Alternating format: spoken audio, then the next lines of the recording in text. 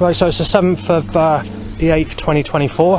I've already done a video regarding today because they stopped me getting anywhere on the bus service. There's 7 different buses that I wanted to get on. Anything from the Martock to the Crewkerne to the Blandford, the Sherborne and Dorchester bus and the local bus, and also a couple of other buses as well that all sort of collided around the same time, and there's a couple of that were late as well. So there were 7 buses in total they forced me off of or stopped me getting on. People were sitting in awkward positions on the bus, and I thought, I can't get on this bus. There's only actually one bus I actually got on that I had to get off of, and that's the Blandford bus. Taking into account that the reason I had to get off that bus is because just before that bus left, 2 rough people made it just in time before the bus left, and they went to sit at the back where I was sitting on that specific occasion on that bus. And I couldn't sit anywhere else because it was packed full of people that were coughing, sneezing, acting unhygienic and on their phones for sharing radiation. Their smartphones, or what I nicknamed the sex phone, because initially they were going to name it sex phone back in the 2003-2004 area, but it sounded politically incorrect, so they named it the smartphone instead. And the reason they wanted to call it the sex phone is because they thought it would be an excellent tool for young people to find their partners and to find their sex partners as a new way of using the internet back in the time when the smartphone came out. And there was a lot of stuff that was on telly, so I'm not making this up. If you research it, you'll probably find that information, assuming they haven't done away with it like they have with everything else. So in total I was sneezed at 5 times, and there was roughly about 10 people that were coughing over me or coughed in my face, and that pissed me off. So after that, actually there's a few more that were sneezing near me but not actually directly in my face, another 3 people. So that comes in the story that I'm about to mention next. So anyway, this rough person was in his 30s, maybe late 20s, you know, hard build, and he had the flu and he was really ill. He's struggling to stand up, sitting on the bus speaking like he's got flu, and he's got like a soft skin, sexual looking girlfriend who's slightly younger, so she's in her early 20s or whatever. As I got off the bus, he basically muttered under his breath to say that I'm a sick bastard, and if I see him I'll fucking smash him out, I'll fucking knock him fucking flying, fucking sad cunt. So he basically said that. His soft skin looking type sexual girlfriend, or whatever you want to call it, she didn't actually say anything at all. When I got off the bus, firstly it's a Zimmer frame timed at me. Then there was a few arguments of people photographing me, mistaking me as Savem, which I've already mentioned, so I don't need to go over it. I'm just giving you in brief to give you some idea of what I've already mentioned today. So there's about, in total I think there's about 8 threats, I can't remember. I don't think it's any more than that, in a specific area. And it's all to mistake me as Savem, anything from knifing me down, to shooting me dead, to smashing me out, with several people photographing me as well, to say that they're going to share my photo about, to tell me that I'm going to be beaten to fucking death and that you're having your fucking life taken, thinking I'm that person. Every one of those threats I was mistaken as Savem. Yeah, so they've caused that trouble. Anyway, I went back to my place after a few more setups and bikes to erections, and several lookalikes to people who sexually abused me as a child tied to an erection. Today they wanted to time the baby being bounced about in a sling directly after a couple of occasions when this occurred, and also they wanted to time the 100% power 100% bleach, and they also wanted to time the power clean van as well as the spill your guts t-shirt on top of that, after timing a lookalike to someone who sexually abused me as a child, which occurred roughly 5 times or around that sort of period. I don't know how many times, because once I've once I've photographed the sheets of the problems when I go out or documented it, I take no notice, and the following day I've forgotten what I'd done the day before. I just not interested in it. I just want to get my say, get the evidence down, and then I don't give a fuck, and I just look for the next load of setups that I put in my life story pack, and then save it as evidence and use it as reference against whoever wants to start war with me, or even God, even if he wanted to start war with me on sexuality when he stopped me getting anyone in my whole life. Apart from Wayne's World, there's nothing else. Right, so anyway, I went back home. I went on the internet for a bit, so there's a few loud bikes to erections, and coming from outside there's been a few threats.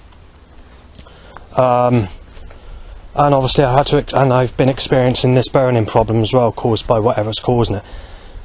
I've been told not to accuse people of doing it, but it was half bad. I've known it worse, but it was anyway, coming out this afternoon. Let's mention that, shall we? Right, so let's talk about the second time out, shall we? So obviously it's been sunny all day since I've been back home, and it's sunny at this minute in time, and I've just done a video of the sunshine.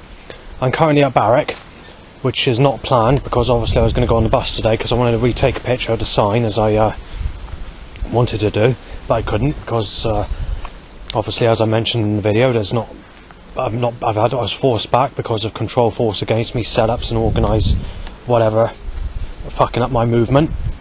When I went back, it was a case of having a few threats outside, several loud bikes tied to an erection, but they're doing it in a way where it's being tied to the sexual impulses, is where your penis is getting sexually excited in desperate need for a fuck, because it hasn't had a fuck in its whole life. And all you're getting is a loud bike being literally slammed to your penis going up. There's been about 20 loud bikes just in the last half an hour or so that I've been up here, and they're holding that sun out as well. So I'm in the shade, walking about in the shaded area. They just will not stop it. The government just keeping that sun out on purpose. Anyway, when I left, firstly it's a few catalytic converters reversing at me, started vehicles that is. Pushchair pushed at me, black and blue sick, black and fucking blue, loud bikes to erection, bicycle to erection, and a few other setups, and a couple of people coughing in my face, and one person sneezed in my direction. Then there's a couple of girls.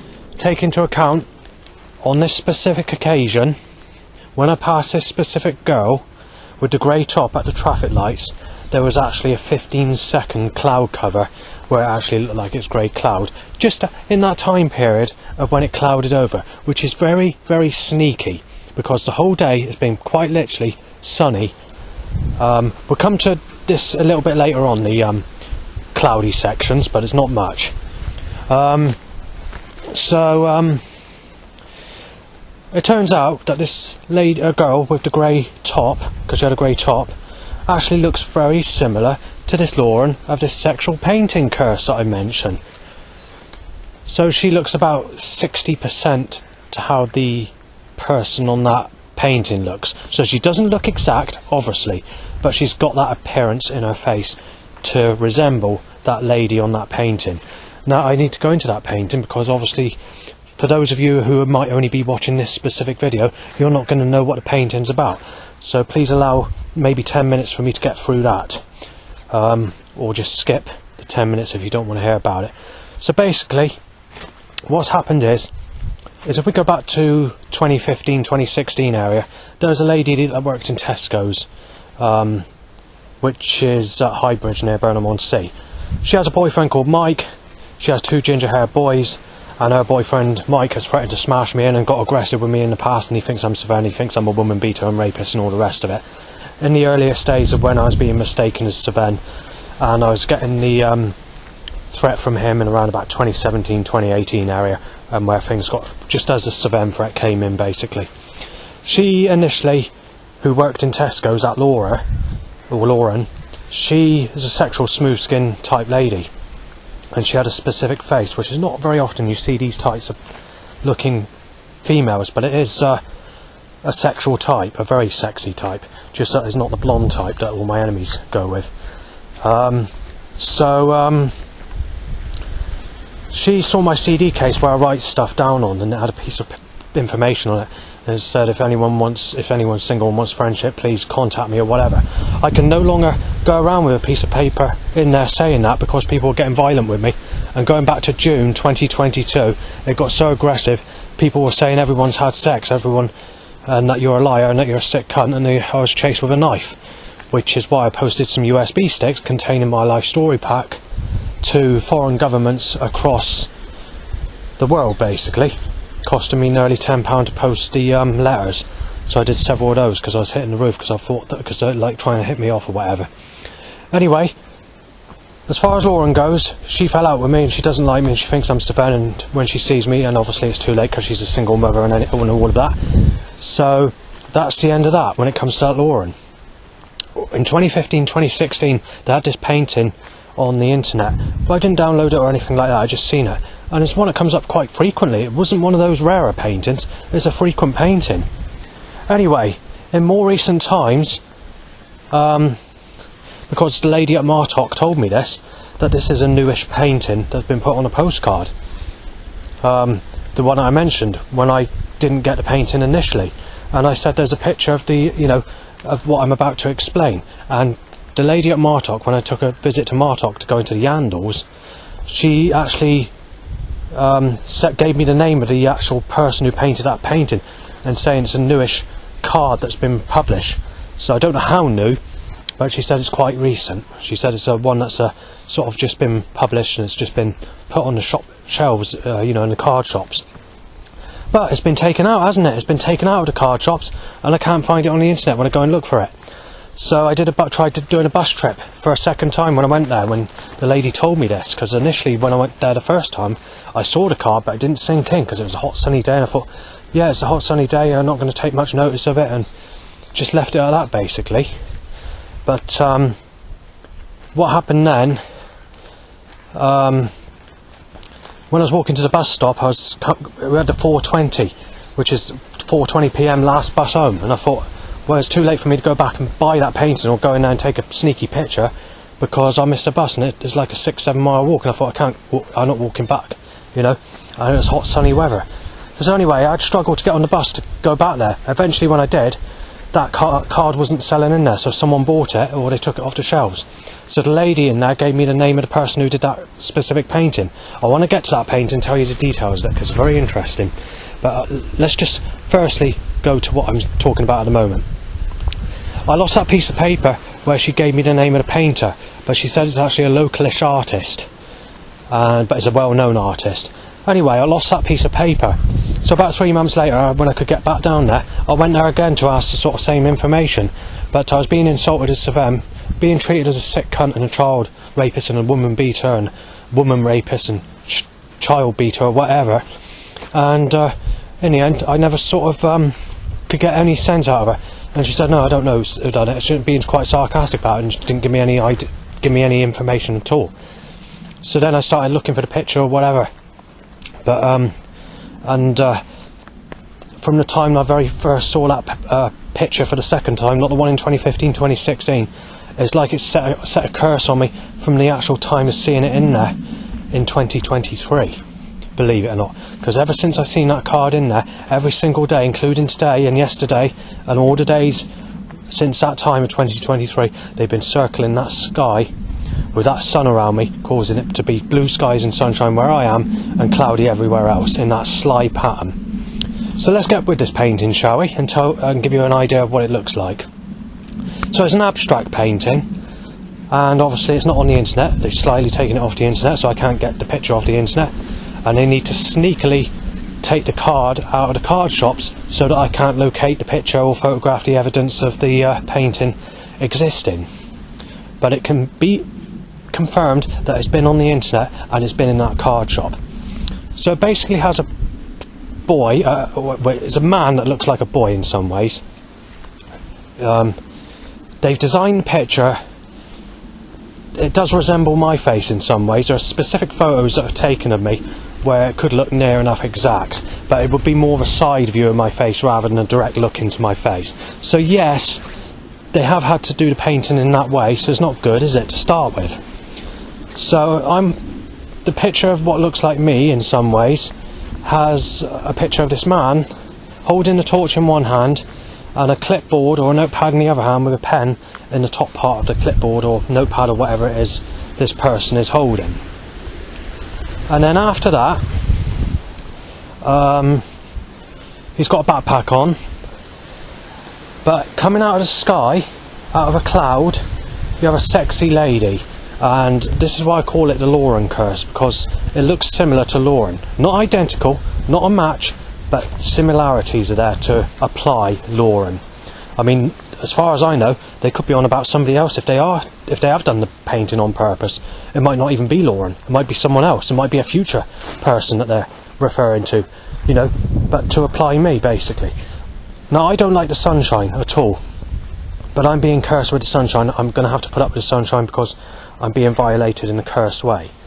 Anyway, this painting has got this sexy looking Laura looking type lady who is doing a sexual pose with her lips. So it's a straight lip that looks sexy, so it's like she's going you know, like that, and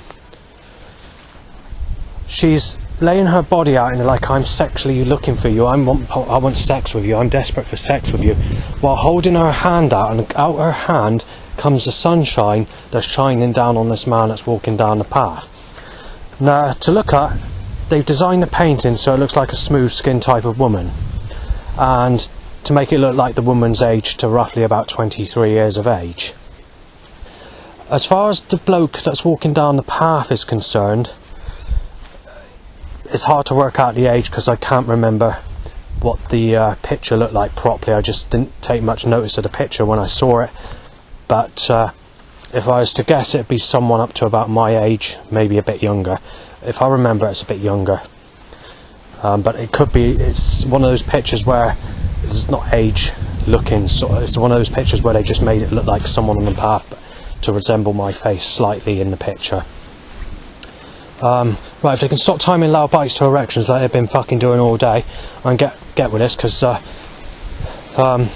they've done this about they've already done it about 20 times in the last, what, or how many, or whatever, I can't remember how many times it is. I've written it down, but I haven't got a paper on me at the moment because I'm trying to document this. But they just won't fucking stop it. They just would not stop fucking timing a loud bite to my fucking willy going up. They're just being absolute spiteful bastards. Anyway, that's the cursed painting. So they're copying that painting, so they're deliberately causing me to fall victim of being cursed with the sunshine with that painting. But the problem is they're violating me, because in late 2023, where it's cloudy for everybody else or raining for everybody else, and they're just causing it to be sunny where I am, like they are at this minute in time, they're trying to violate me and try and change the suggestion. So what they're doing now is timing. Back in 2023, late 23, they timed a child aged about 13, or that sort of age, who was slightly more ugly looking, with a rougher skin and a more sarcastic type of face to what this Lauren looks like, but could suggest a sort of Lauren to the suggestion of that specific painting. More towards Lauren than the painting, but she was wearing a no sex t-shirt, so that's the start of being spiteful with this action. So they're getting rather nasty about it. So they know, or there's somebody or some organisations found out that I'm getting evidence of this sun on a sunny day being persistently every single day since that time, and they're getting fucking nasty about it. So they're trying to make the suggestion, oh well, in early 2024 you don't like the fucking sunshine, we want to fucking moan about it, we're going to set up a Laura for you. And then they sort of make the suggestion, we've given you someone different, we're replacing it with someone who sexually abused you as a child, and we're going to keep on doing that. So they want to get nasty about it and violate me with a painting. So basically the painting says, you get the sex with the sun, but if you don't get the sex, you get the cloud that you want. So they're basically violating me, and they want to give me the sun, which I don't like, but they're violating me with the sex, where it should be, if I don't get no sex, I should be getting a cloud. But they want to twist it. But they want to get nasty about it and tell me it's being replaced with someone who sexually abused me as a child as a replacement. So that's what this painting's all about. And they're just getting nastier and nastier about it. And they won't stop it. Oh, they're not going to stop it. They're doing this all the time. I mean, it's quite literally, there's only 6 24-hour days in 2023 out of the whole year where it's cloudy. Otherwise there's blue skies and sunshine right across me all that time. Even in 2022, apart from 3 weeks, and this is sort of, apart from about 3 weeks, every single day was sunny where I was. And those 3 weeks where it was cloudy, I don't think I calculated that as 24-hour days, but there was definitely some form of cloudy rain about, or it wasn't a it wasn't a cloudy year, or it was like heavy torrential downpour year, followed by blue skies and sunshine directly after. Though there was enough to say that there was about 3 to 4 weeks of that's working on daytime days, you know, where there was some form of grey cloud rain, and there was even a full day of grey cloud on several days in the year 2022. In 2023 you didn't even get that. You didn't even have half a day of cloudy, rainy weather. They were holding that sun out. They were slicing that sky up and mathematically controlling that sky to cause it to be sunny where I am, in a controlled, malicious pattern that's being done evilly around me on purpose. So that's what they were doing. And obviously this year, 2024, it's been cloudy for most people. When I spoke to my father, he said, I don't know what's happened to this year. He said, I haven't seen the bloody sun at all. He said, it's always bloody miserable, cloudy, rainy days. And yet for me, it's sunny every day. And when I've spoken to my mum, she's getting similar weather to what I'm getting, where it's sunny every day. So, but when I've spoken to a couple of staff workers at supported housing where I live, even they are saying they haven't seen the sun, and they say that most days the sun's out is when you go to barrack and you're in your oval. And says that's about the only days it is sunny, and said every other day when you go out on the bus it's cloudy. So it looks like they're doing it on purpose. Anyway, another loud bike to an erection. So I'll leave it there when it comes to that subject.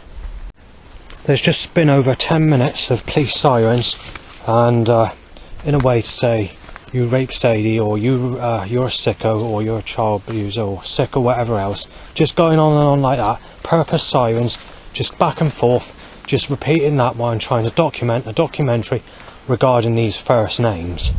The names that I tried documenting were Sadie, Stephanie, Amy, Ian, Kimberly, Amanda, and I mentioned this old school friend Lisa as well, and I even mentioned Catherine, who's another person, and also Emma, trying to mention that she's the same age as Lisa, but sexual looking, and that I was started on because people thought she was in her 20s. And I also mentioned that lady that looks like a dog that I saw on the train in 2022, and who I can't go anywhere near or even look at, because I'm being threatened to be smashed in, told that she's paedophile attraction, even though she's my age, roughly. She could be slightly older, slightly younger, by no more than about a year. Either way, 2 years at a maximum. So, yeah, I did a documentary regarding all that, but it looks like I'm going to have to do it again, because while I was doing it I was getting confused, and couldn't say what I wanted to say properly. And there was more loud bikes tied to sexual impulses in my penis, trying to get in an erection. So, yeah, they fucked up what I wanted to say.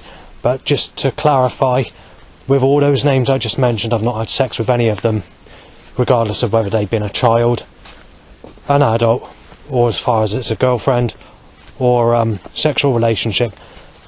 There's been nothing at all involving sexuality with those names that I mentioned when it comes to me having sex with them. Right, so someone says, sick cunt, he's getting beat up, a burglary, child rapist. And then a similar threat of sick cunt, he's getting a burglary, child rapist, said 5 minutes later. Itchy bumhole, so bike from behind, and then Crow goes, ha, ha, ha, ha. Right, Seagull says being beat up, bloody child abuser. Seagull says dead. Seagull says HIV poison, dangerous pervert Justin, fuck your... I won't say what it says, but it's not a very clever word to say. That occurred repeatedly. Then an owl says molested Sadie Justin repeatedly. Sad cunt, too late being knifed, sad. Right, so I've been here about half an hour since I've done the last sheet, but it feels like it's about an hour because it's sunny, I'm bored. Was going into hazy sunshine at the moment, and just got to sit here and put up with loud bikes to erections and itchy bumholes and whatever. So anyway, here's the latest for this sheet anyway. Al says time for a break-in. Child rapist molested Stephanie. Al, you did do Stephanie repeatedly. Penis ups, a loud bike. Seagull says being a child rapist Justin had sex with Sadie when I've never had sex with her. Penis ups, a loud bike. Itchy ball bag, itchy bell end, loud bike. Again, revving as to say you molested Sadie. itchy bum hole, exactly what's happening in this minute in time, and getting pissed off at it. These are personal subjects and they just will not fucking stop it. Anne Bellend, so loud bike. Car revs shot dead child abuser. Crow says time to be knifed down just. Sex is only for making babies, you stupid sick cunt, said by a crowd of teenage, young adult crowd. As I went towards the, just walking about basically for a few seconds. Bike switchy Bellends, penis up, twice again, itchy bumhole, penis up, twice again, and once again.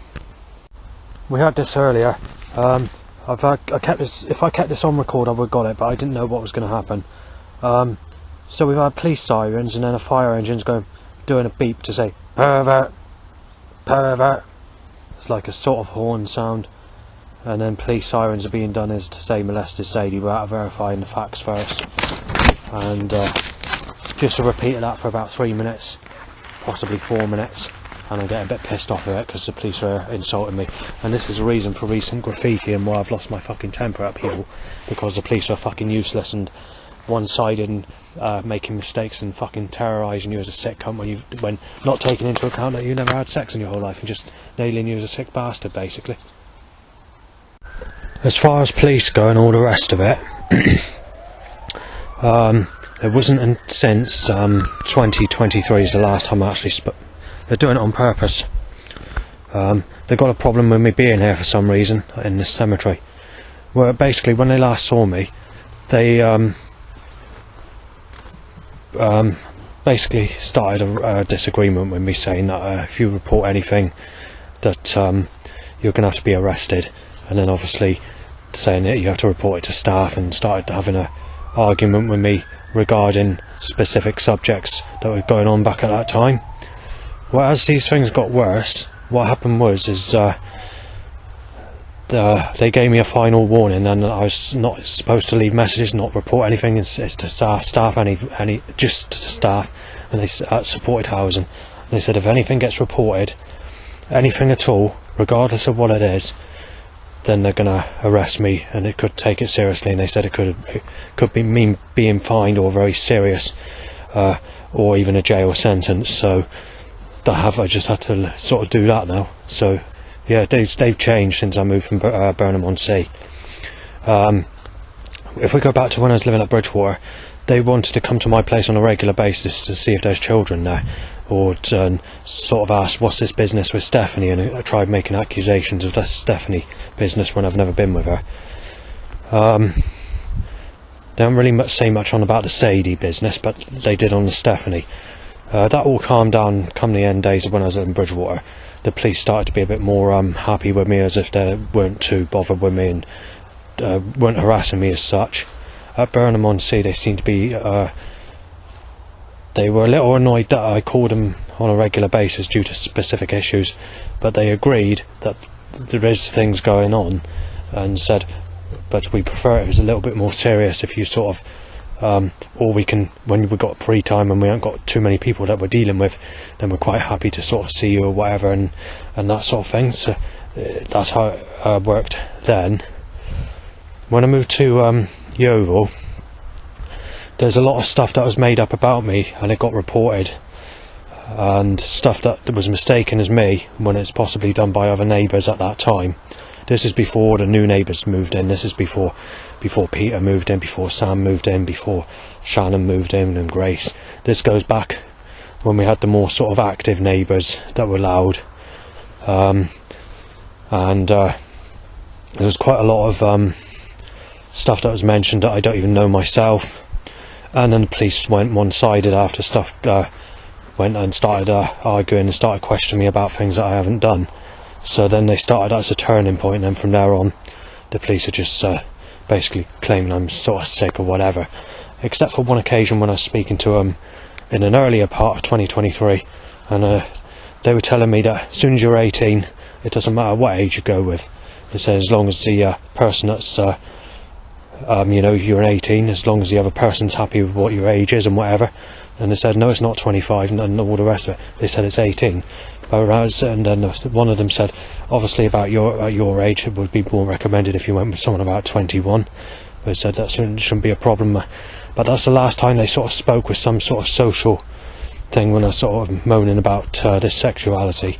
So obviously I didn't tell them that people were moaning about age gaps, like saying that they weren't saying that you're sick if you're 40 whatever and they're 35 or whatever.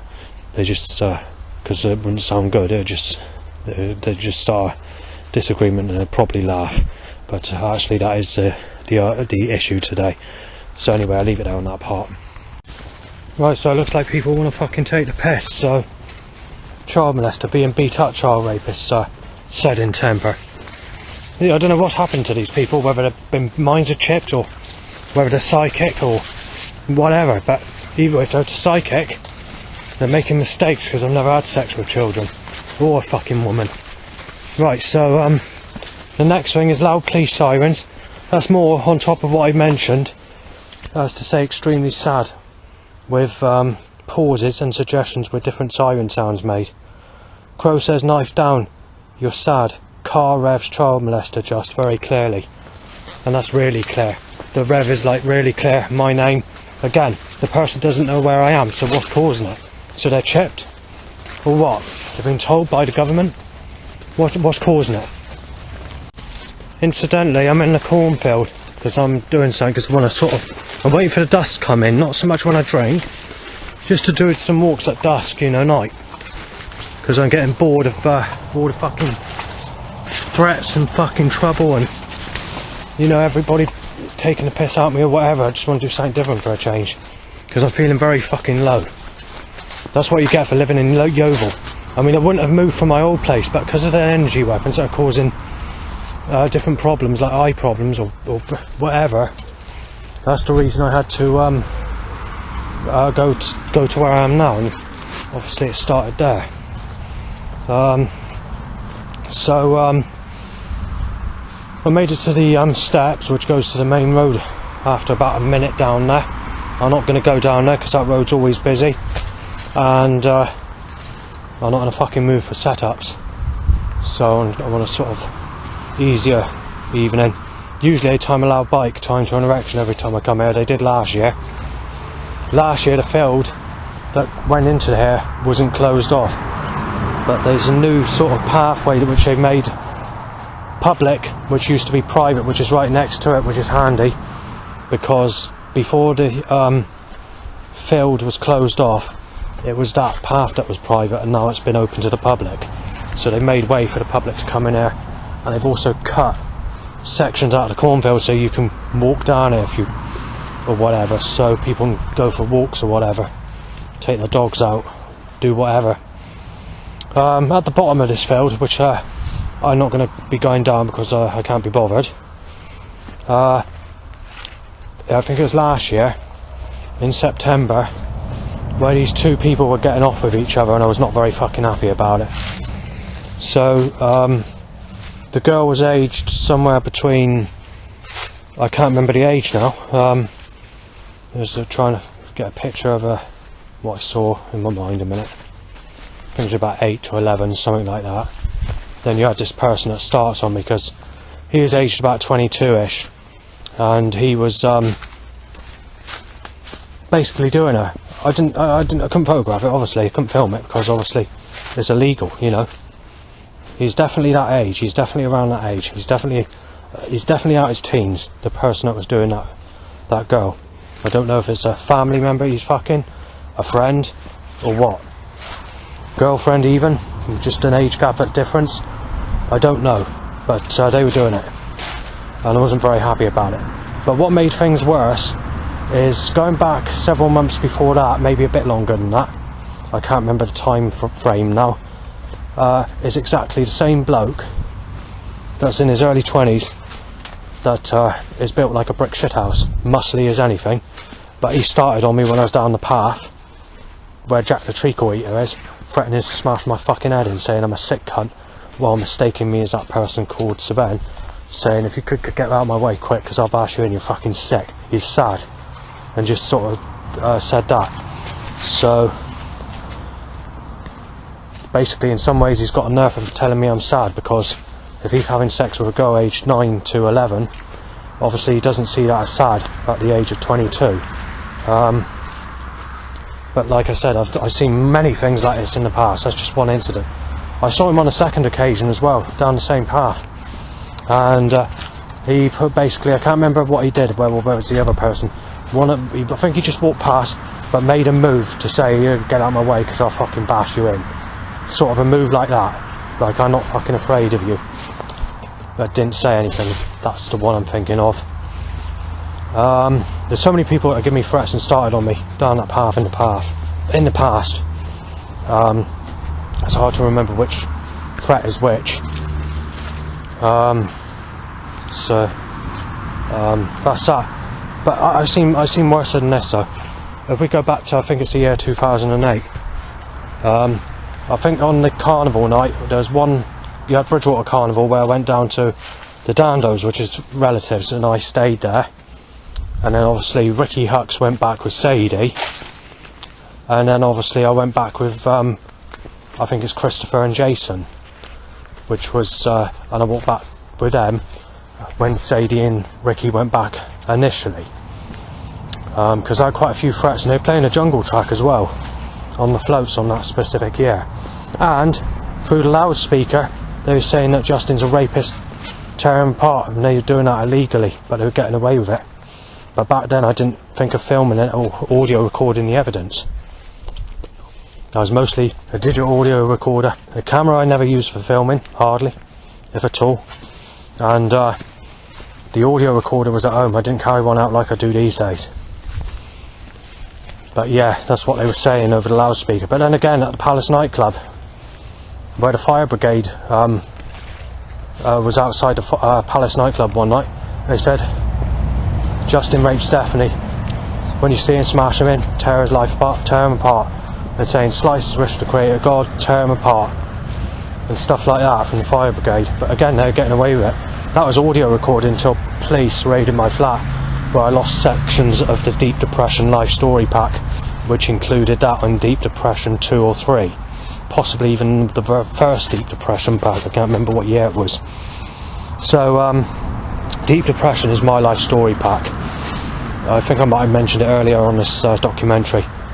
It's a collection of stories and photographic evidence, problems, audio recordings, stated problems, information, stuff I've written down that I photographed on, sheets I've written down when I've gone out and photographed and put into that folder to state the day's problems. Many other things like that it contains in my life story, and even evidence that God doesn't exist, or possibilities of why do we step on insects, why do underwater creatures urinate and defecate in the same water they eat and drink out of, and so there's many different things like that.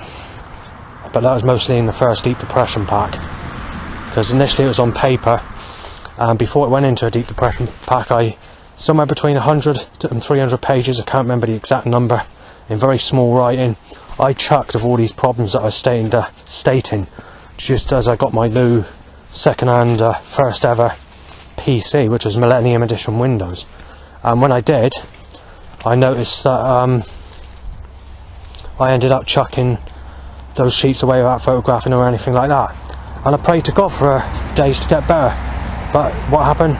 No chance. After about 1 week, things were starting to worsen, just worsened, and it's too late because I chucked them out. That same night, And after that week, life just got worse and worse and worse. And it's also in the same time period, or just a little bit after that, that I had this clairvoyant reading of my past life, where she said this life's going to be much better from the negative things that happened to me as a lady in my previous life, where I was sexually abused as a girl child, stopped from getting anyone, worked in a laboratory, and died tragically, but she didn't say how I died. And then she said, well, this life's going to be a lot better for you, you're going to actually get someone in this life, which has failed. And since I had that reading, my life got 15 times worse. I've already mentioned this loads and loads of times before, and it's too late to do anything because I'm 43 and coming up 44, and I don't take to a good granny rough skin attraction. I mean, I'm being told to go with people twice the age of people that sexually abused me as a child, 3 times the age of what Jesus Christ has had sex with. I'm told I'm a sick cunt if I don't go with anyone near coming up 10 years older than the age Jesus Christ was when he was crucified, let alone when he had sex on this earth. So it's pretty much cut my throat. And obviously I can't take to these ugly, negative types. And also I'm being told that I've got to go with a stale piece of shit that's very used, that's fucked hundreds of people, and saying that you've got to go with a single mother and someone that's not very clean, saying that you're a worthless bastard, you're an old piece of shit, you're not known no good anymore. So yeah, fuck your life up completely and slice your fucking throat. And this is why I've turned against the Creator God, and why I'm sacrificing His creation in jeopardy. It started in 2002. Then I decided to pray and change. 3 years going to the church, including just before I moved to Yeovil. My life got worse. Tim Thurgood is a Christian that goes to St John's Church in Yeovil. He said that when he was 30 something, early 30s, I can't remember if it's 32 or 30 or 31 or whatever, but I was exactly 10 years on top of that, and he said it wasn't until he's that age of 31 that he found someone. But he said God, within 2 years of praying to God and going doing Christian worship, God helped him and God did it. And he said he'd do the same for you, but he thought I was only about that age as well. He didn't realise I was a decade on top of that age. And then he sort of says, oh, later on, because I didn't say it immediately, it made him a bit funny after that. He says, well, maybe you're starting your next life, maybe you can start again. And I thought to myself, yeah, when I'm born again, I'll be sexually abused as a child again, ripped to pieces, and stop from getting anyone, nailed as a sick cunt. And it goes on, and like in every other life. I thought, yeah, when it's too late, it's too late. You don't fucking just sit there and say, oh, someone's been sexually abused as a child. We'll let it happen again in his next life when the government are trying to rip me to pieces with industrial force and set up control. And they've also made that suggestion with the setups that they're going to rip me to fucking pieces in my next life. And they're not making the suggestion they're ripping me to pieces in one life.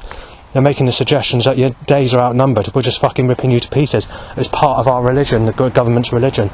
So there's nothing I can do about it. They've sliced my wrist.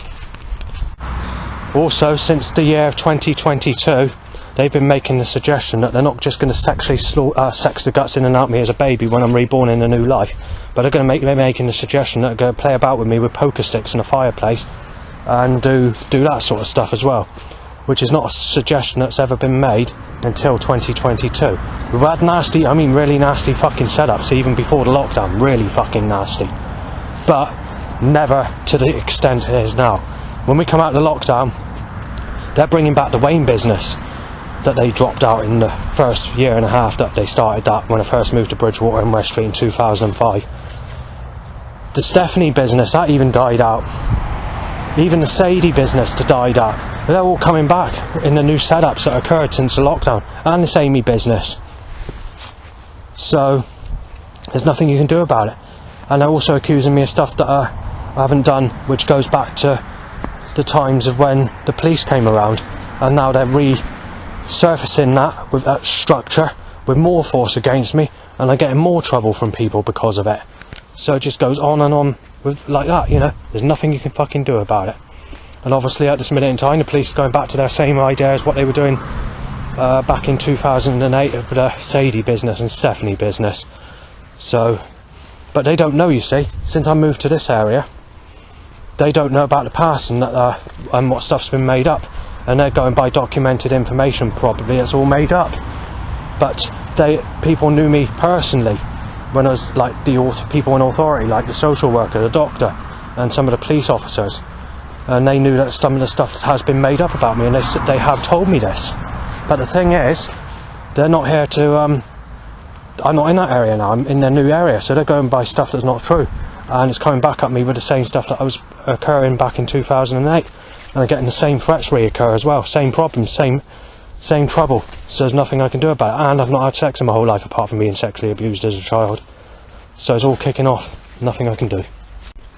The issue with the Michael Jackson prostitute was another issue that occurred back in 2018. I think it's March or April. That's been reoccurring with problems as well. I was sort of mentioning this back at my old place. When I was sort of speaking to my doctor and social worker and people in authority, they said they know what's going on there, and they found out that it's a setup, and that it shouldn't have occurred, and said that obviously they knew that I wanted someone badly, that never had it before, and it never really went into sex anyway. So basically it was a sly setup, and obviously they knew what was going on, and they said that so they said there at the time, they said it's best if you get a move from there, to be honest. What the police officer said that. Go to a better area. So this is when they suggested Yeovil and all this other stuff was, but at the same time I was camping out because of issues of not being able to stay there, as I've mentioned before, due to eye problems and other issues. So, but anyway, that's all being brought back up. You see, all this trouble's being brought back up, and obviously, just to remind you what Michael Jackson prostitute is, she nicknamed herself Jeanette. So she looks a little bit more uglier than Lisa Pike at the age she was, but she was slimmer build than Lisa Pike. She said she was aged 18 and she was looking for a man aged up to the age of 40, and that was it. She don't go higher. So at that time I was obviously a bit younger, so, and she basically scammed me in money and whatever in the sly way for blowjobs, and that's it. And basically, come the end, I was robbed of just under £800, not by much. Can't remember the exact figure. So once that occurred,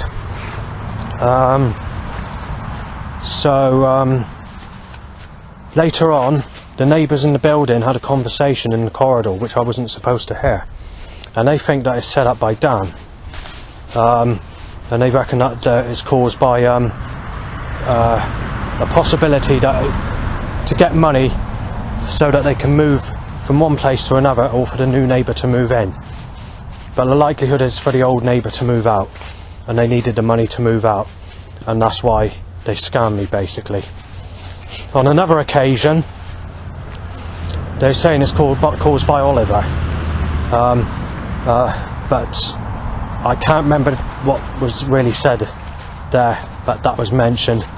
It's a name that I not really sort of mentioned that much because it's never really sort of gone into anything else. It's just they said it could be caused by Oliver's. That's basically all they said. So I've not really sort of mentioned that name that often. Again, I don't know anybody at all and never have known anybody under that name. So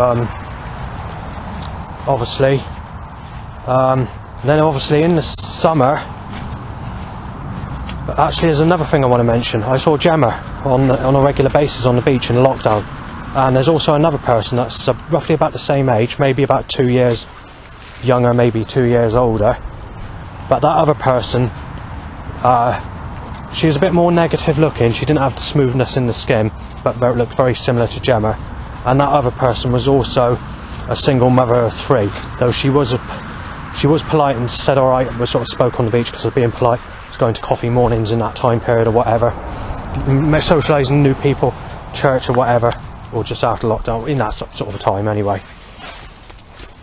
But I left a message on a piece of paper asking if Gemma was single, she wants to go for a drink or whatever in a cafe, just sort of get to know each other. But she phoned me up with verbal abuse to tell me that you just put your foot right in it. What do you think you're doing, asking a 31 fucking year old woman if she's single, you fucking sick bastard?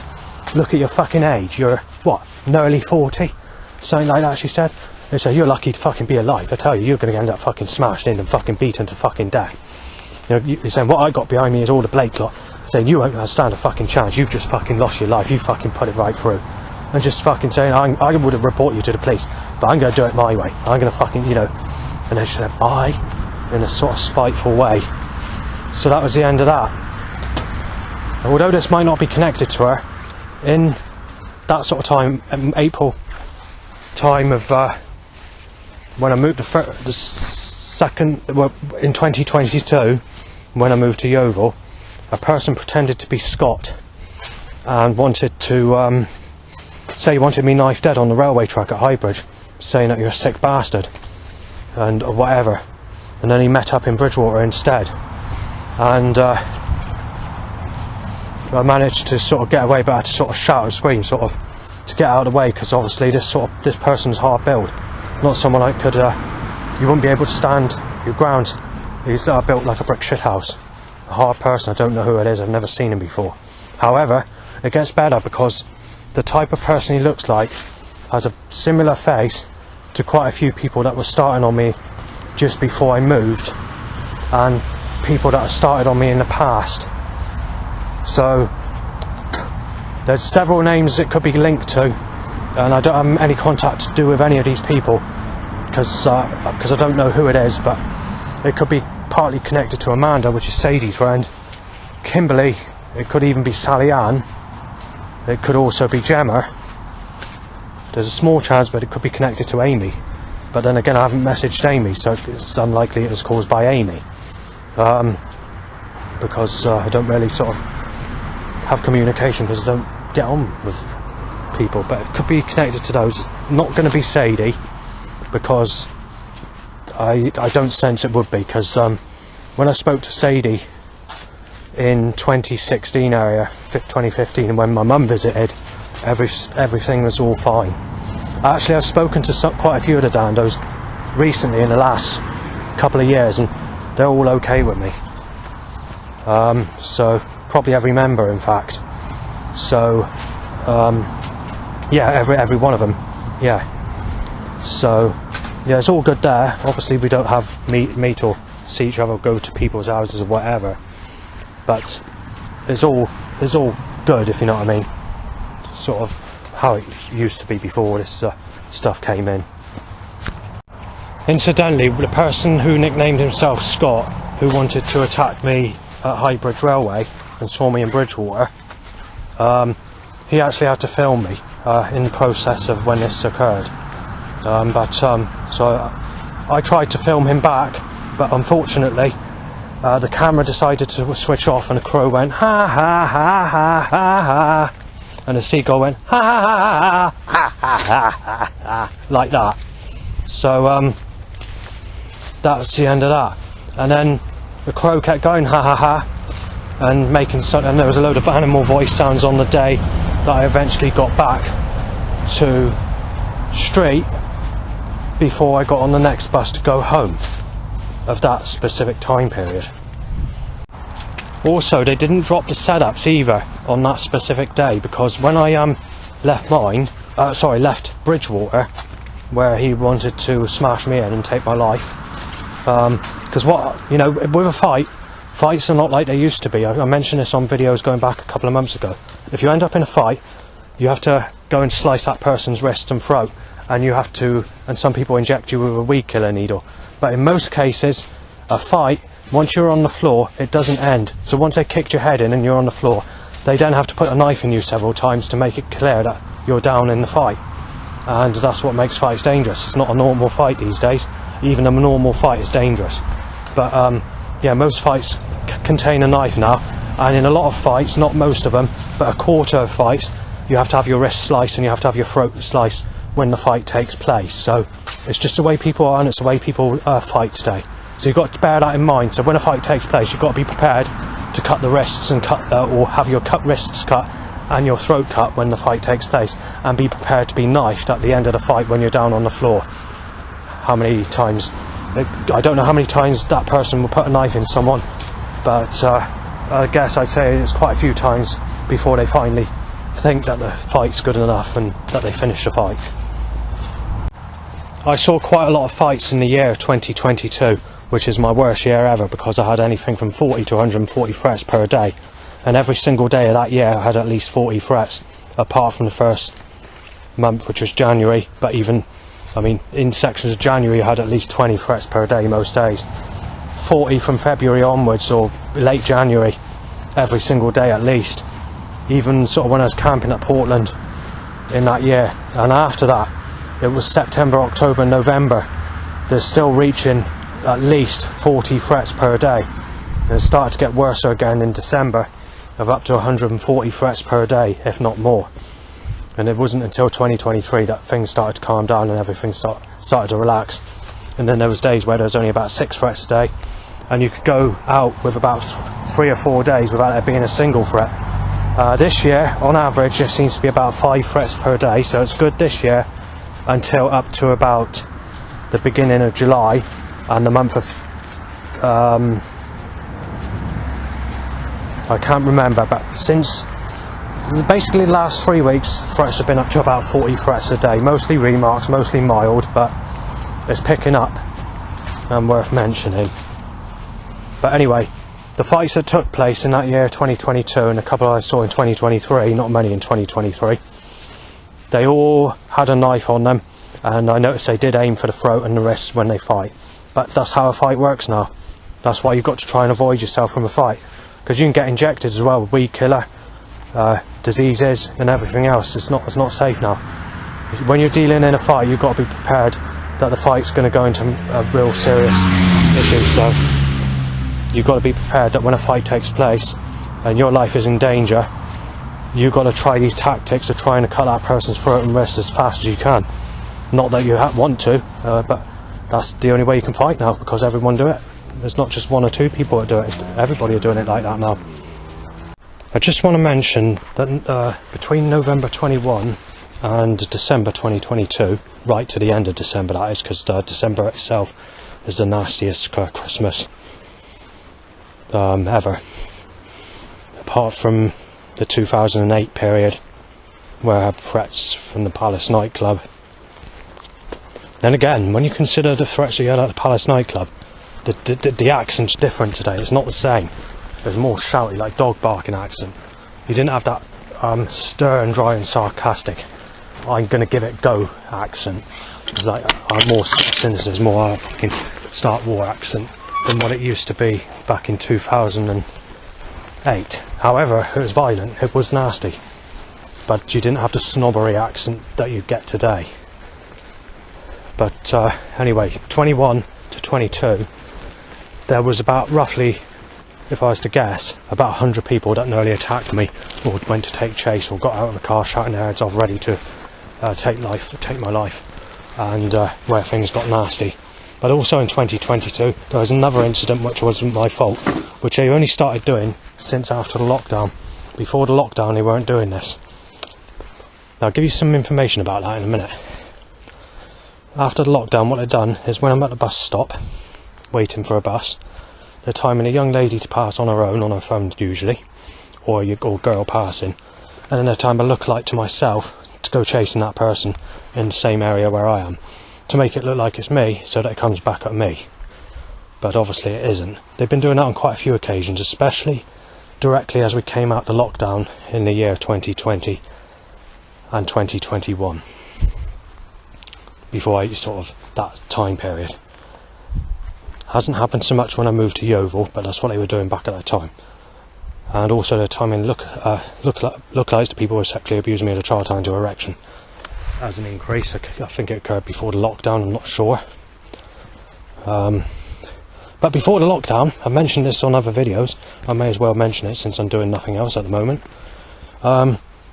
They made the suggestion that you paid the price for the sins of having sex with Stephanie or raping Stephanie. But the problem is, they're saying that I paid the price for a sin when I've never had sex with her. That's the problem. And they're also suggesting Sadie as well. Again, I've never raped her, I've never had sex with her. But they were sort of kind of applying that as well. Though they were more persistent with suggesting Stephanie. That year, there were still setups before we went into the lockdown, and they were also suggesting that you paid the price for writing Von Hinckley Point graffiti with this chalk sort of whatever it was I was using back at that time, because I got in trouble with that with the police writing that, but I did it on sexual grounds because something really bad happened. Several things, a plethora of things happened in that time period, and it caused me to lose my temper, plus the increase of threats and violence was increasing against me as well. But the setups, although the setups were bad, it was heavy for the time when they increased it. It was heavy for that time. Nowadays, it's 4 times heavier than what it was before the lockdown. Anyway, that Bomb Hinckley Point graffiti was sort of bomb power station graffiti, which I done. Now, I did get in trouble for it, and the police warned me not to do it, and they said they're more concerned about the safety of my life rather than me writing it. Shortly after, I stopped writing it and never sort of wrote it again. Life got worse anyway, regardless of that. But the setups just before the lockdown and made the suggestion that you paid the price for that. So they applied that you've been punished with all these setups and control force against you for all this that's going on. I thought yes for that, but not for raping Sadie or Stephanie, because I've never had sex with those 2 girls, or females, or women or whatever.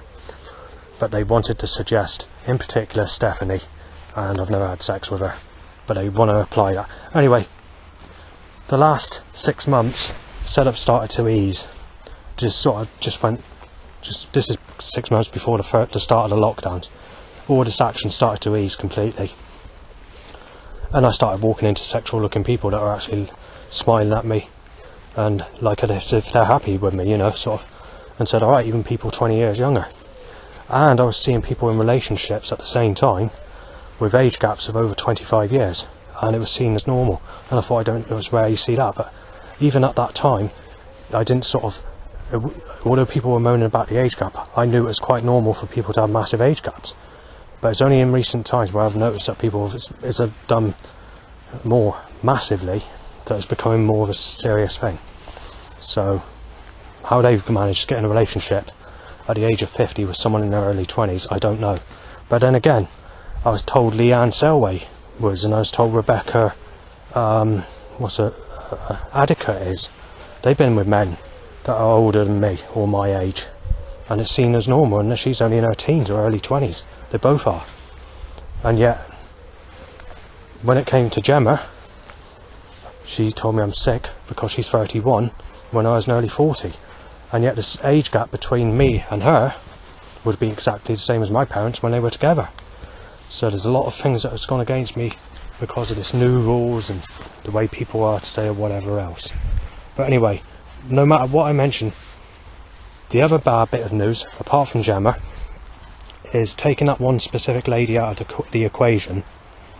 All the females that I've known, even the youngest females that Sadie Dando knows, it would have been too late, because the final possibility left of anyone that I could try and, this is out of people I know, not people I sort of in shops or whatever, but the final person became pregnant the same day the lockdown started in China. The very first day the lockdown started in China was the same day the final possibility of finding a female that's not a single mother, that's sexual looking, went through the door where she became pregnant. That was and then that was it. Then obviously I saw Gemma on the beach, and I told you the situation there. And then obviously, you know, the setups and control force got nastier against me and was reconstructed maliciously, and we've been bring back all these problems, rubbing the past in my face again, the stuff that's not true. So that's how it works, and it's a lot nastier since the lockdown. I used to say that out of 100 cars there might have been only 2 cars, or we managed 500 cars on a day where nearly every car was set up in a black and blue or sexual or sick pattern, in a puzzled way where it's sort of not, where it's done in a deliberate looking suggestion. Nowadays you can get every car on the road for the whole day doing it, but used to 1,000 cars, and it was extreme, you know, where nearly every car was set up in that way, was fucking rare, if at all. I think the record was in the hundreds before that time. I'm not sure, it could have been hit 1,000, but you did have a lot of traffic mind the last 4 years before the lockdown. But yeah, you know, even when mentioning 100 out of those 100 cars, that most cars were set up in an organised looking pattern, like black and blue, red, white, or sick white, or black and blue and sexual, gun looking, knife shape, whatever. It's common for every day to be over 100 cars before it goes into another setup, 300 cars, even 1,000. Oh, they've rigged up everything very tightly controlled. It's much different now, much more heavier, much more sly, much more mischievous than it ever has been before. But you know, there's not much you can do about it. Even the wording on vehicles, like ripping you to fucking pieces, van, or no, that's wrong. Ripping you to fucking pieces, you weirdo. T-shirt. Ripping you to pieces, paper shredder van. Knife down jumper. Rent-a-kill. Roadkill. Just-in-time van with a smashed just-in-time double-bell wind-up alarm clock on it, where a cartoon character smashed it. Smash you to pieces, smashing flatbed lorry. The tables have turned vehicle. And obviously they're making a suggestion with wording like things that can upset my dad. I won't say what the full word is, but it can say, "Is your man van" on the side of it, and then have another word before that or whatever. There's many vehicles like that as well.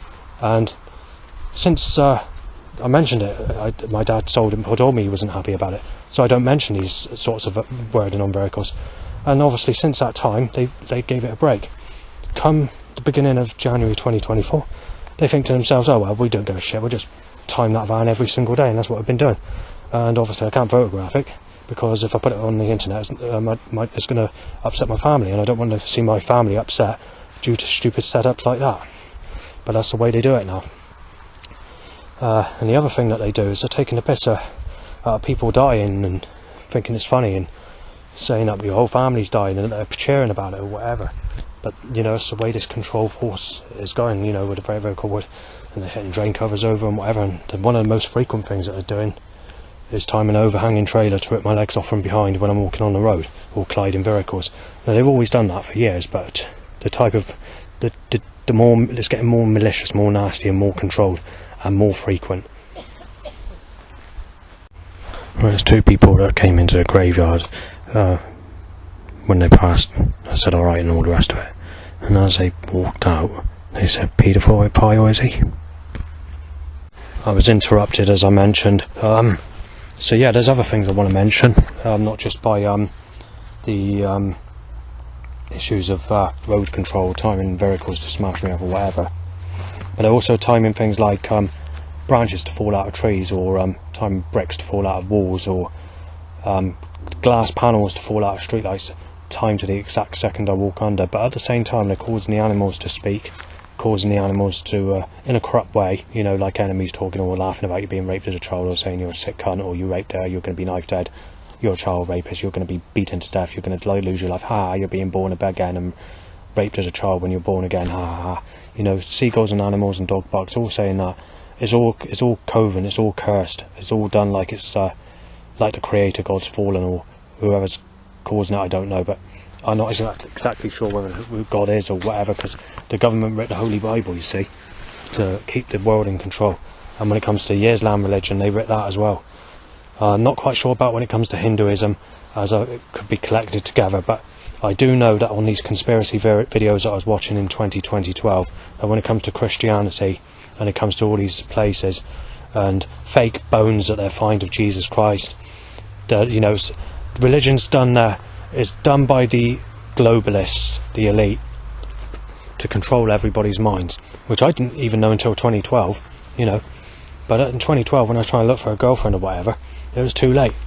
I was seeing if I could get to know this Sally, in fact, but Sally didn't remember me, and I just left it there. Although I was using the bus service on a regular basis, I was just wanted to go to places, but and they're accusing me of chasing her, which is not true.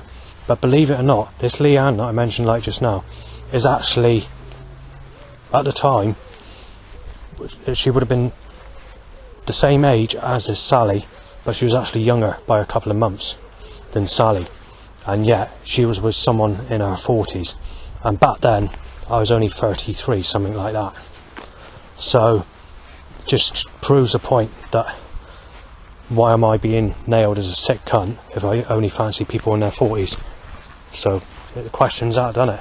But then again, back then you didn't have the media, because people have been saying before, you know, even in Burnham-on-Sea in the early days, of people that visited from Bridgewater, that the media are trying to twist people's minds to tell them to go with the people that are the same age, or putting people down as sick because the government want to control everybody and all the rest of it. And they turned against, saying that they turned against me. I mean, you've got some pretty hard people, but it's hard and different complex of people that were getting on alright with me. Today it's all beard, it's all like since the lockdown he'd been timing. I have an ex-mugger called Dan Morgan who used to mug me. Some are saying his name's Dan Wilson, but I think it's Dan Morgan. Where he used to ask for money. He doesn't give me trouble these days, but there was an incident in September of last year. I can come to that in a minute. I didn't really want to go into another story because this video is long enough, but he basically was asking money back in times in the late 90s, and he was in a sexual relationship with the sexual type as well of Vicky Fisher. Like I said, when I moved to Burnham-on-Sea, after the first month or so there was no problems, or just maybe a bit of shouting from walking past my place saying that I'm going to fucking kill him or whatever, where he's annoyed with me moving in the area where he lives. But apart from that, you know, every time I use a bus service, I saw him on the bus service initially for the first several years, every single time I used a bus service, and he didn't give me any trouble. So I didn't really use a bus service for quite some years, you know, that often, maybe once a year, once every 6 months. And then obviously it became less frequent that I saw him when I started going on the bus regular, but I still saw him every 5 times I used the bus, even right up till I left to go to Yeovil, where I'm living now. So he has specific mates, or specific types of mates. This is what this story is about, rather than discussing Daniel. And the types of people that are his friends are the bearded type people, the rough type people. Before the lockdown, it's very rare that I walk into these types of people. I walk into rough people, yeah, but it's like the people with the pit bull terrier dogs, the smackheads, the roughneck community that are into hardstyle rave and techno music or modern drum and bass, or people like that. Nowadays, I seem to be walking into just the people that are sort of the type that have the beards, the sort of American truck driver type, but in a different type, if you know what I mean. The sort of more that sort of type, but a rough type, not a sort of calm type, more sort of bit more. I don't know. I'm just using that as an example, but it's not that type. It is that type, but not that type. If you get what I mean. The rougher type, the type that are more tied up with the sort of rougher people, with the beards, connected with those types of people, with the people that are very dry and sarcastic, and sometimes wear sort of leather clothing or a black leather hat type thing. There's different type of rough than the type for the hard style people or whatever. It's hard to explain. I mean, you have these like hard truck drivers or whatever, but you look at these sort of can't remember what his name is, one of the wrestlers, similar looking to I don't know whether it's a Rock, the way he is. No, it's not the Rock, it's someone. It's no, I can't remember. I'm just trying to put celebrity names to the people, that type of people I walk into. It's a bearded type of people that are angry, but it's a different type of rough. They're all like into rock, heavy metal, and country and western and pop music or stuff like that. There's a different kettle of fish or a different type of people than what I was used to walk into. I mean, I was getting in trouble when people were starting on me, these hardstyle people, or techno heads or smackhead type people. But it was a different type. These are more sort of mostly older types, or people that look like Dan Morgan's friends, basically. Ever since the lockdown, I've walked into those types of people each and every single time I've gone out, including today. There's not a single time I've gone out without walking or passing someone in a car with that appearance at least once every time I've gone out since the lockdown, even to this minute in time. That's every single time. Even going down to the bottom of the road, walking out the door, or whatever, apart from going into the communal garden, I've seen this type every single time since the lockdown. And it's these types of people that are mistaking me as Sven as well, and Liam. The hardstyle type people are mistaking me as Liam, or the smackhead type, where these bearded type are mistaking me as Sven. And this is why we had a 40 to 140 threats, sometimes 200 threats in the year of 2022. And it's just as good amount of that amount of people photographing me as well in that year, for no reason, saying they're going to get someone to kill me or do me over or take my life away. And also for that year, there was roughly that as well, for people time coughing and sneezing in my face. And then it's a bit higher for people pushing a buggy in my direction, or pushchair, mostly by teenagers or people under the age of 30. Or I'm roughly about anything from up to 1,000 people on their phones in my direction as well on some days in that specific year. People tell me I'm sick if I don't go with people over the age of 40 or 35. Then why are all my enemies having sex with people in their 30s, 20s and teens? So that makes them sick if they ever have sex with anyone at all. And they've made these people, or these teenagers, single mothers. So that makes them extremely fucking sick. So why are these people threatening to kill me, bash me in, or knife me, or take my life away, or shoot me dead, or to fucking beat my fucking head around like a fucking rugby ball, or inject me, or whatever, if they've been in a sexual relationship and made teenagers and people in their 20s and 30s single mothers? Because I'm known as a sick cunt if I don't actually have sex for the first time in my life properly with a female that's over the age of 40. Some say 35. I've even been moaned up by ladies. There's a lady called Alicia. She's aged 37, possibly 38, in one of those years. I'm not sure what her age is, but it's come in threats saying you're a sick bastard because of her age, and that's just because I'm 43. And that's, I mean, they're closing the gap so tight now, they're literally forcing me, there'd be no choice to go with anyone but over the age of 40 now, which is basically slicing my wrist, as I was saying earlier. So, you know, they sexually crucified me, if that's the word you want to use. So I'll leave it there on that section. I'm going to mention this in just a few minutes because I just want to get this quickly out of my head. It's something worth mentioning, just because I want to, really. Don't have to, but I just thought I'd add it to this. Since I moved, it's things, just my place, not the stuff where my stuff is stored, because where my stuff is stored, I've lost thousands of pounds, I've lost all my music, and I've lost everything. All my personal documents, my family photos or whatever, even my life story pack. But luckily, because I have it on hard drives backed up elsewhere, I can retain some of it on hard drive, but when it comes to the audio content, I've lost all my old school jungle tracks. All of it, the whole lot. There's only 40 tracks, 34, 35 tracks I managed to scrape up and do a 40 compilation C disc on it. That's it. Even dark ambient. And then obviously you've got this, what I call energy weapons, if it is that I was causing it. That's buggered up all my other CDs, costing me literally thousands upon thousands that I've lost since I've that move. But then again, if I was at my old place, I wouldn't have been able to stay there because of the eye problem. So I've literally wasted thousands upon thousands of pounds. So I've lost, and literally when I was recording discs, when Matty was making a lot of noise, he was slamming the door. He wasn't doing it on purpose, it's just the way he is. But he cost me £1,400 in buggered up M discs when I was recording discs, putting my favourite music of the dark ambient series onto disc, which I can't do. And when I did do it, and I did quite a few copies, not many, but I can't remember how many it is now, but it's a few to see me safely through so I don't lose my music for a lifetime if I have it. But unfortunately, what happened was when I was saving the tracks, I didn't realise that the tracks were faulty, or the phone signals were affecting the disk drive and buggered up this, and I had to just chuck it out. Then there's another occasion where I accidentally put stuff in the wrong bag, because I was initially going to camp or do something, or go to my father's or something that I was going to do in a time period. So I put it in a black bag. So I put so if anyone wants to get in there and wanted to take that, they'd think it's a rubbish bag. I ended up chucking all my fucking recorded discs of the Music Electronica series of more jungle tracks that I did, going back in 2015, 2016 area. I absolutely went fucking ballistic, and I did it accidentally because I was on gin and vodka and Jägermeister at that time period.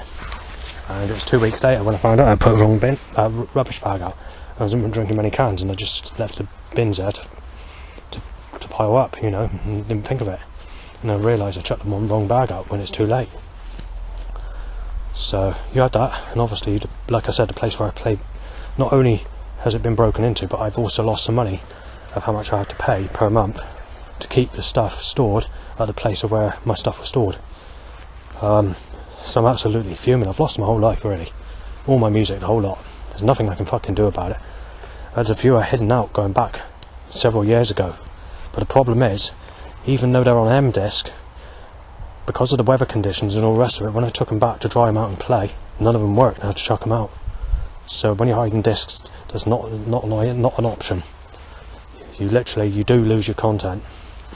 I mean, they're not designed for being put outside. I mean, they might last 100 years or so, or over 100 years, or however long they reckon they last. They reckon they're 1,000, I don't believe that, but they definitely last a long time. But if you leave them outside and temperature changes and in wet conditions and cold weather, I can tell you now, they don't last. They won't play. But there's nothing you can do about it. So, and then obviously I had £1,000 and £500 and £200 money pack going missing from my place since I moved to Yeovil, which the initial £1,000 was to pay for the stuff when I moved there, but it was already there, so I didn't need it. But so I kept it as an emergency from when I moved from there, because I was only supposed to be there for 12 months. Then they had to change it to 2 years, a Nubia policy. Then they tried to get me to sign a license agreement, a full tenancy agreement, and now the council are refusing to move me after being on gold banding for a year. And the problem is not letting you have basic properties, even a bed set, not prioritised, and they're giving it to people on lower bandings, which they weren't doing.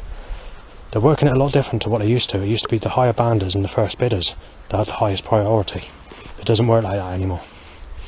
They pick and choose, basically. And The people that are homeless are not prioritised. People like me are not really prioritised. The ones that are prioritised are single parents that are teenagers. They seem to be all the people that are working that are under the age of 25, or people that have just had a baby. It just seems to be centred around the people that they see as important as the younger generation. But Granny that can't get up the stairs or can't go down the stairs anymore and needs a downstairs flat or whatever, that's not priority anymore.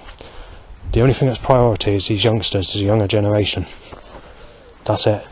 People in my age group are just treated like a piece of fucking shit. So, you know, even people in their 30s are treated like a piece of shit. So, you know, but if you're in your 20s, you're still okay. Or in your teens, you're okay. So, you know, not much you can do about it. So, as far as music goes, I don't really have much music at all anymore. And I can't record CDs in the place where I live, because whatever's causing the burning sensation is also causing issues with the CD drive. And they put it down to schizophrenia. So I don't believe I have schizophrenia, I have autism, but you can't tell people that are in authority all about this sort of stuff. So that's just a few things. So yeah, it's I'm literally, quite simply, musicless nearly. I'm literally in different types of music now. The problem is, all this music I'm into, they won't reissue it. They've lost the original DAT recordings. And when they do put it on a CD, the very rare CD they release, the track's basically nearly the commercial stuff of the 90s rather than anything underground. All the good stuff out of the commercial stuff is basically the best you get. And then they deliberately distort it when they put it on the CD, or cut a click on it, or cut the track, so, or make a quarter-second gap between one section to the next section when it should be playing normal without that. They're doing things like that to try and warp the tracks, or to try and get people out of that music by fucking up the good tracks. And it all seems to be not just the good tracks, so they're doing it with the basic tracks. Any tracks that's got the aim and break that's deep and soulful, or has a mystical touch, or has that rare groove sound, or dark underground setting to it, they just done away with it. I can't get any of my music, won't reissue it. And even when they reissue it on vinyl, they're buggering up the vinyl, they're distorting the vinyl, or they're deliberately reversing the record at the end when they're taking it from the record to say, you know, to resell it, and trying to force people out those tracks so that they can get everybody out of that sort of music. And they're taking it off scratchy records, not cleaning the disc so it's muffled one end, and at the beginning it's all clear. You know, they're doing stuff like that. They definitely want people out of that sort of music. So I can't get my music again, and anything you do get is over £100. Even, you know, so Jungle Techno 5, the deep side, you're looking at £105 cheapest at this current time on eBay, where it's getting rare. You might get the occasional seller where you did have it as low as 40 quid last year, but couldn't when it looks. But obviously I've given up buying it. You know, I just had to change my music, going to dark ambient, and lost all that as well. And I don't like download quality, and you can get it in downloads, but when it comes to dark ambient, not the jungle, but dark ambient, problem is I don't like download quality. So basically, if I lose all my music, a whole lot of it, completely, you know, there's only one type of music you can get now, you see. All the commercial music, they're deliberately sexualising it to insult me, you know, deliberately twisting the industry against me. But they've done that for years. They stopped me getting girlfriends doing that. Just Dance, Lady Gaga, trying to settle a mental case, and at the time that they release that track is the time to step up all this industrial action against me and put force against me. And Time Allowed Bikes to Erections for the first time did that initially at the Fathers for Justice time period, and it began there. Yeah, they just put the music industry against me, TV industry. Many times have they put paedophiles that have raped children on telly that look like myself, and it's come back at me with threats. I mean, the Savem person's likely to be something like that, and I'm getting Savem threats wherever I go, anywhere. So the government definitely want me fucking gone, I tell you that. You know, there must be something that I know, or is there something they need to get rid of me for. I don't know what it is, but they need to get rid of me. They want me fucking gone for some reason. But at the same time, they want to insult me and take the piss out of me being sexually abused as a child. Like, time I look like someone who sexually abused me as a child, tying to a person bouncing a baby in a sling, with a cheering van following that, and then a yeah van, and a laughing party van, or something like that. They're just being fucking absolutely spiteful about it. But there's nothing you can do about it. Oh, what's that? it's not going to go any further. What I do, go back out of the sound, because I'm recording, you see. It's good, trying to make a voice sound, but God's distorting the sound of the seagull, making that voice sound, because I'm audio recording. As soon as I push stop, it will go into a voice sound. There are many other things I can mention as well, but I don't need to go into all this. But what I will say is, since 2019, there's a feeling under my feet, like something's tapping under my feet, as if you're going to go under. But there's also a time period before I start going into this Christianity stuff, and as soon as I stopped going into this Christianity stuff, or started to fall against it, the foot tapping is not so frequent, which is very interesting to say the least. When I was camping in the woodland, King's Cliff, I noticed that there's an evil presence every single night that I was there, and it felt quite uncomfortable, and some nights like an evil presence is surrounding you. So yeah, that was occurring. It's more frequent than usual. Another thing that I want to mention is this happened on a couple of occasions. It first happened in January. There was 2 young girls that came out of a field, aged somewhere between 9 and 11, blonde girls, and they were on the path about 20 foot in front of me, and they just come across. There was an invisible sheet of glass stopping me go anywhere. So this it just came to a stop, and whatever was causing it drained the battery in the camera as well. So when I came to this stop, it's like you're trying to walk. Say you're on a trampoline. When you jump, you can only go so far down. It pushes you back. Well, rather than the spring pushing you back, it's like that force. You go to the bottom of the trampoline, and you can't go any further. You have to walk back because it stops you. But it's not a physical touch that's stopping you. It's like something you don't feel nothing at all. In fact, it's just something that's like a gravity that's holding you, stopping you go anywhere. And then obviously you have to go back, and then obviously you have to wait until the trap frees you to go, which can be anything from a minute to a few minutes. And I've tried changing the battery in the camera, and obviously it signs that down. There's one occasion where I did have the camera on, but none of the functions would work on the camera, it just froze, and you had like a sort of jittery screen that looked kind of like a slightly white, misty sort of white, as when I had my camera. But like I said, it drains the battery flat, and it's not happened frequent enough for me to get evidence of it or whatever, and it's only happened this year when that started beginning.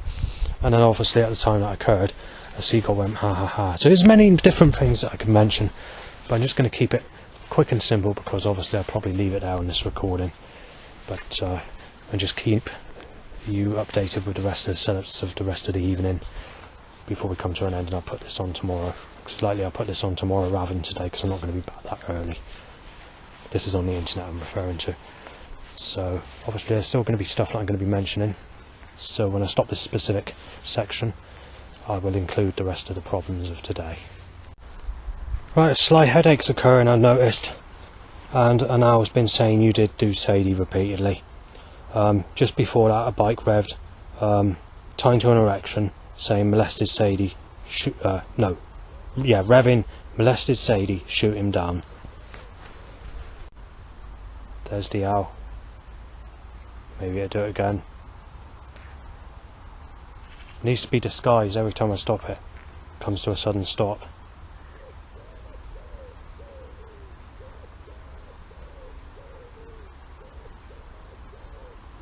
Yes, that sounds like you're saying you did do Sadie, but it's not as clear as the what was occurring like just now.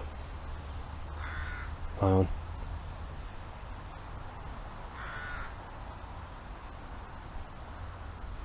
That's pretty much a normal sound. I'll keep this handy. I might have to record some more crop down and more voice sounds.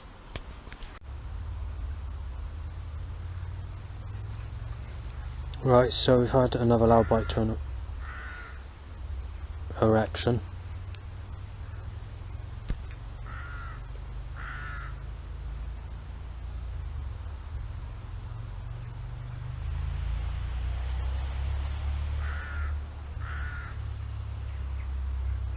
And that one's also tied to an itchy bumhole.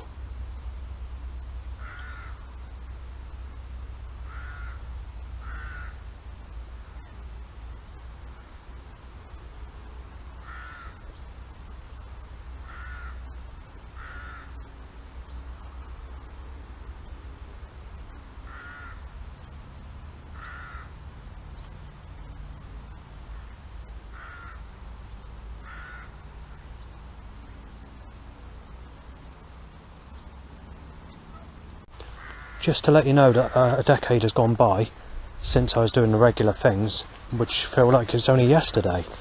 So obviously there's some things that I want to mention. Obviously they're months apart, some of the things, but it's worth mentioning. I just want to tell you what I was doing basically 10 years ago from today. Well, 10 years ago from today, I was walking the beach.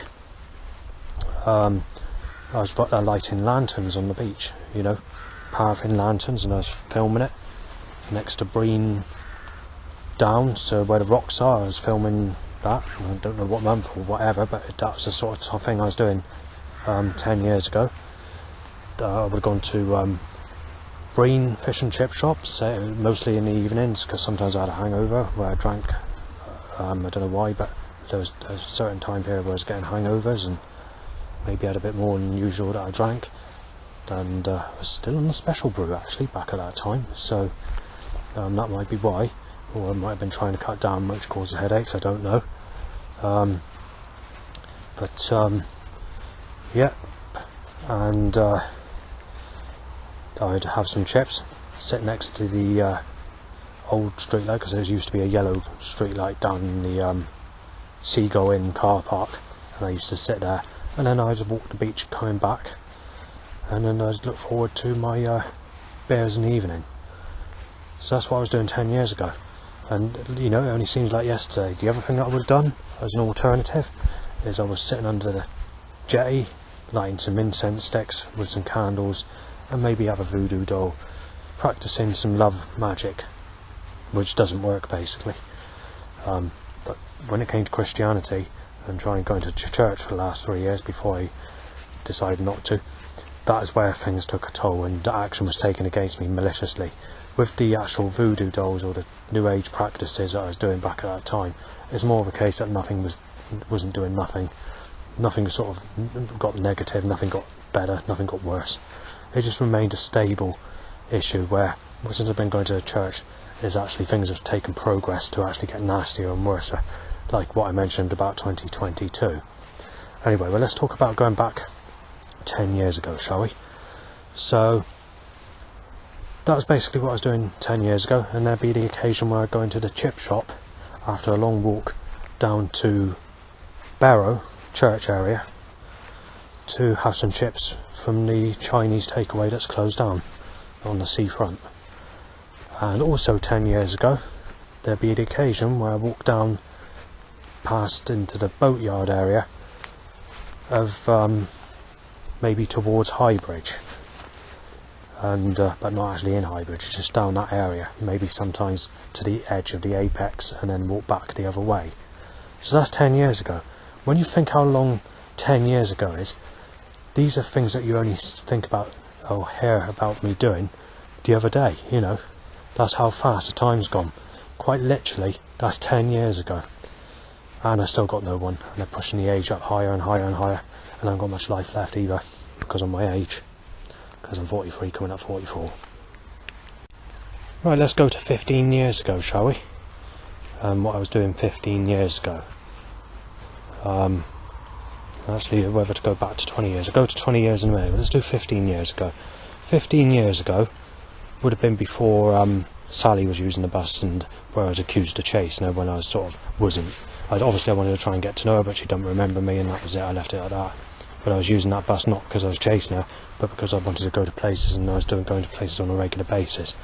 Things actually calmed down come the end of the time was when I was using the bus service, and obviously when she was getting off the bus on a regular basis and seeing me just sitting there, is sort of, she knew that there wasn't too much of a problem. However, enemies were seeing it in a different way. But this goes back before then, 15 years ago. So 15 years ago, I was basically on that bus, and I was going to the same places, but it would have sort of been Taunton, mostly. It would have been out of the time period I rarely looked in shops, because it would have been when setups were heavy and hard. So we'll go to 20 years in a minute. So I went to Wellington, mostly, Taunton, and now and again I went to Wiveliscombe, and not Dulverton as such. I've been there once or twice, but that's it. But and it's basically to take pictures of old streetlights lighting up. in the winter time of that sort of time period. So that's what it would have been 15 years ago, and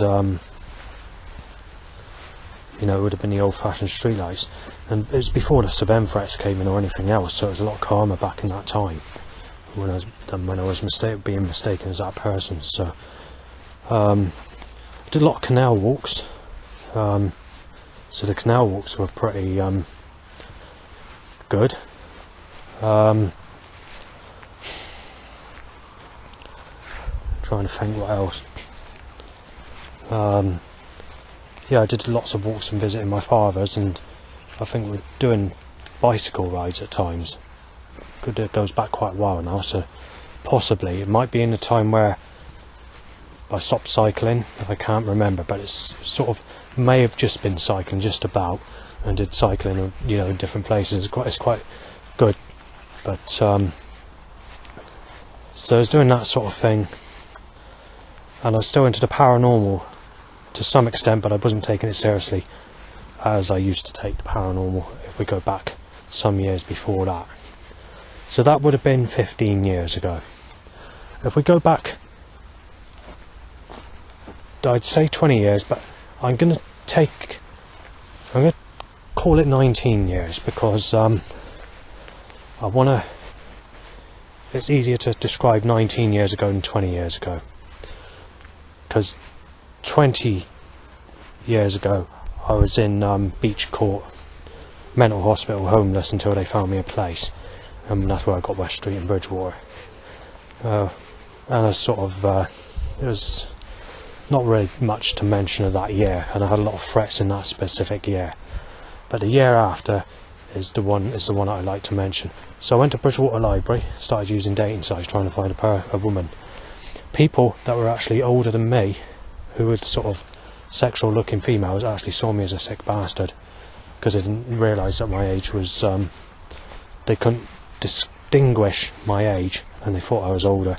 But some of those were actually older than me and actually got me down as a sick bastard just for a couple of years. But these are the dry and sarcastic, and you did have a lot of that even back then, especially in the Bridgewater area. Not online and not in different places in other parts of the country, but it's always been like that in my area when I moan about the age gap. However, when it comes to Leanne and Rebecca, it's confusing. I don't know why. Maybe it's just I'm just getting into the unlucky types of people that are like that. I don't know. Just very unusual. But yeah, I was going to the library every day, and I was walking around town looking at the charity shops most days. And I'd go to Iceland and buy some cheese and have crackers mixed with the cheese when I came back home. And I'd have a cheese and onion sandwich, sometimes with mayonnaise and garlic, and I'd have some garlic with it, and I'd eat that in the evenings. I wasn't using the bus service. This is before I used the bus service, because in 2005 I wasn't using the bus service, and the very first time I used the bus service I was a little nervous as well, because I never used it before on my own, and that was in 2006.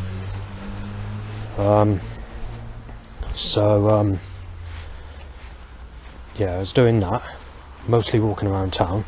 I think it was just before I walked the canal as well. I'm not sure. Yeah, so I think about 2006 again for the canal. So this is sort of, I was walking. I think I did some walking at the road, because people were often throwing things at me. There has been up to 100 people shout at me from cars while walking on that road in one journey of walking an hour piece of road or whatever. And I did get McDonald's burgers or the end of the wrappers thrown out and windows at me and things shouted at me, but it was all mouth back in that time rather than people getting violent with me, though some of it was violent at times, though I was lucky to escape most of it.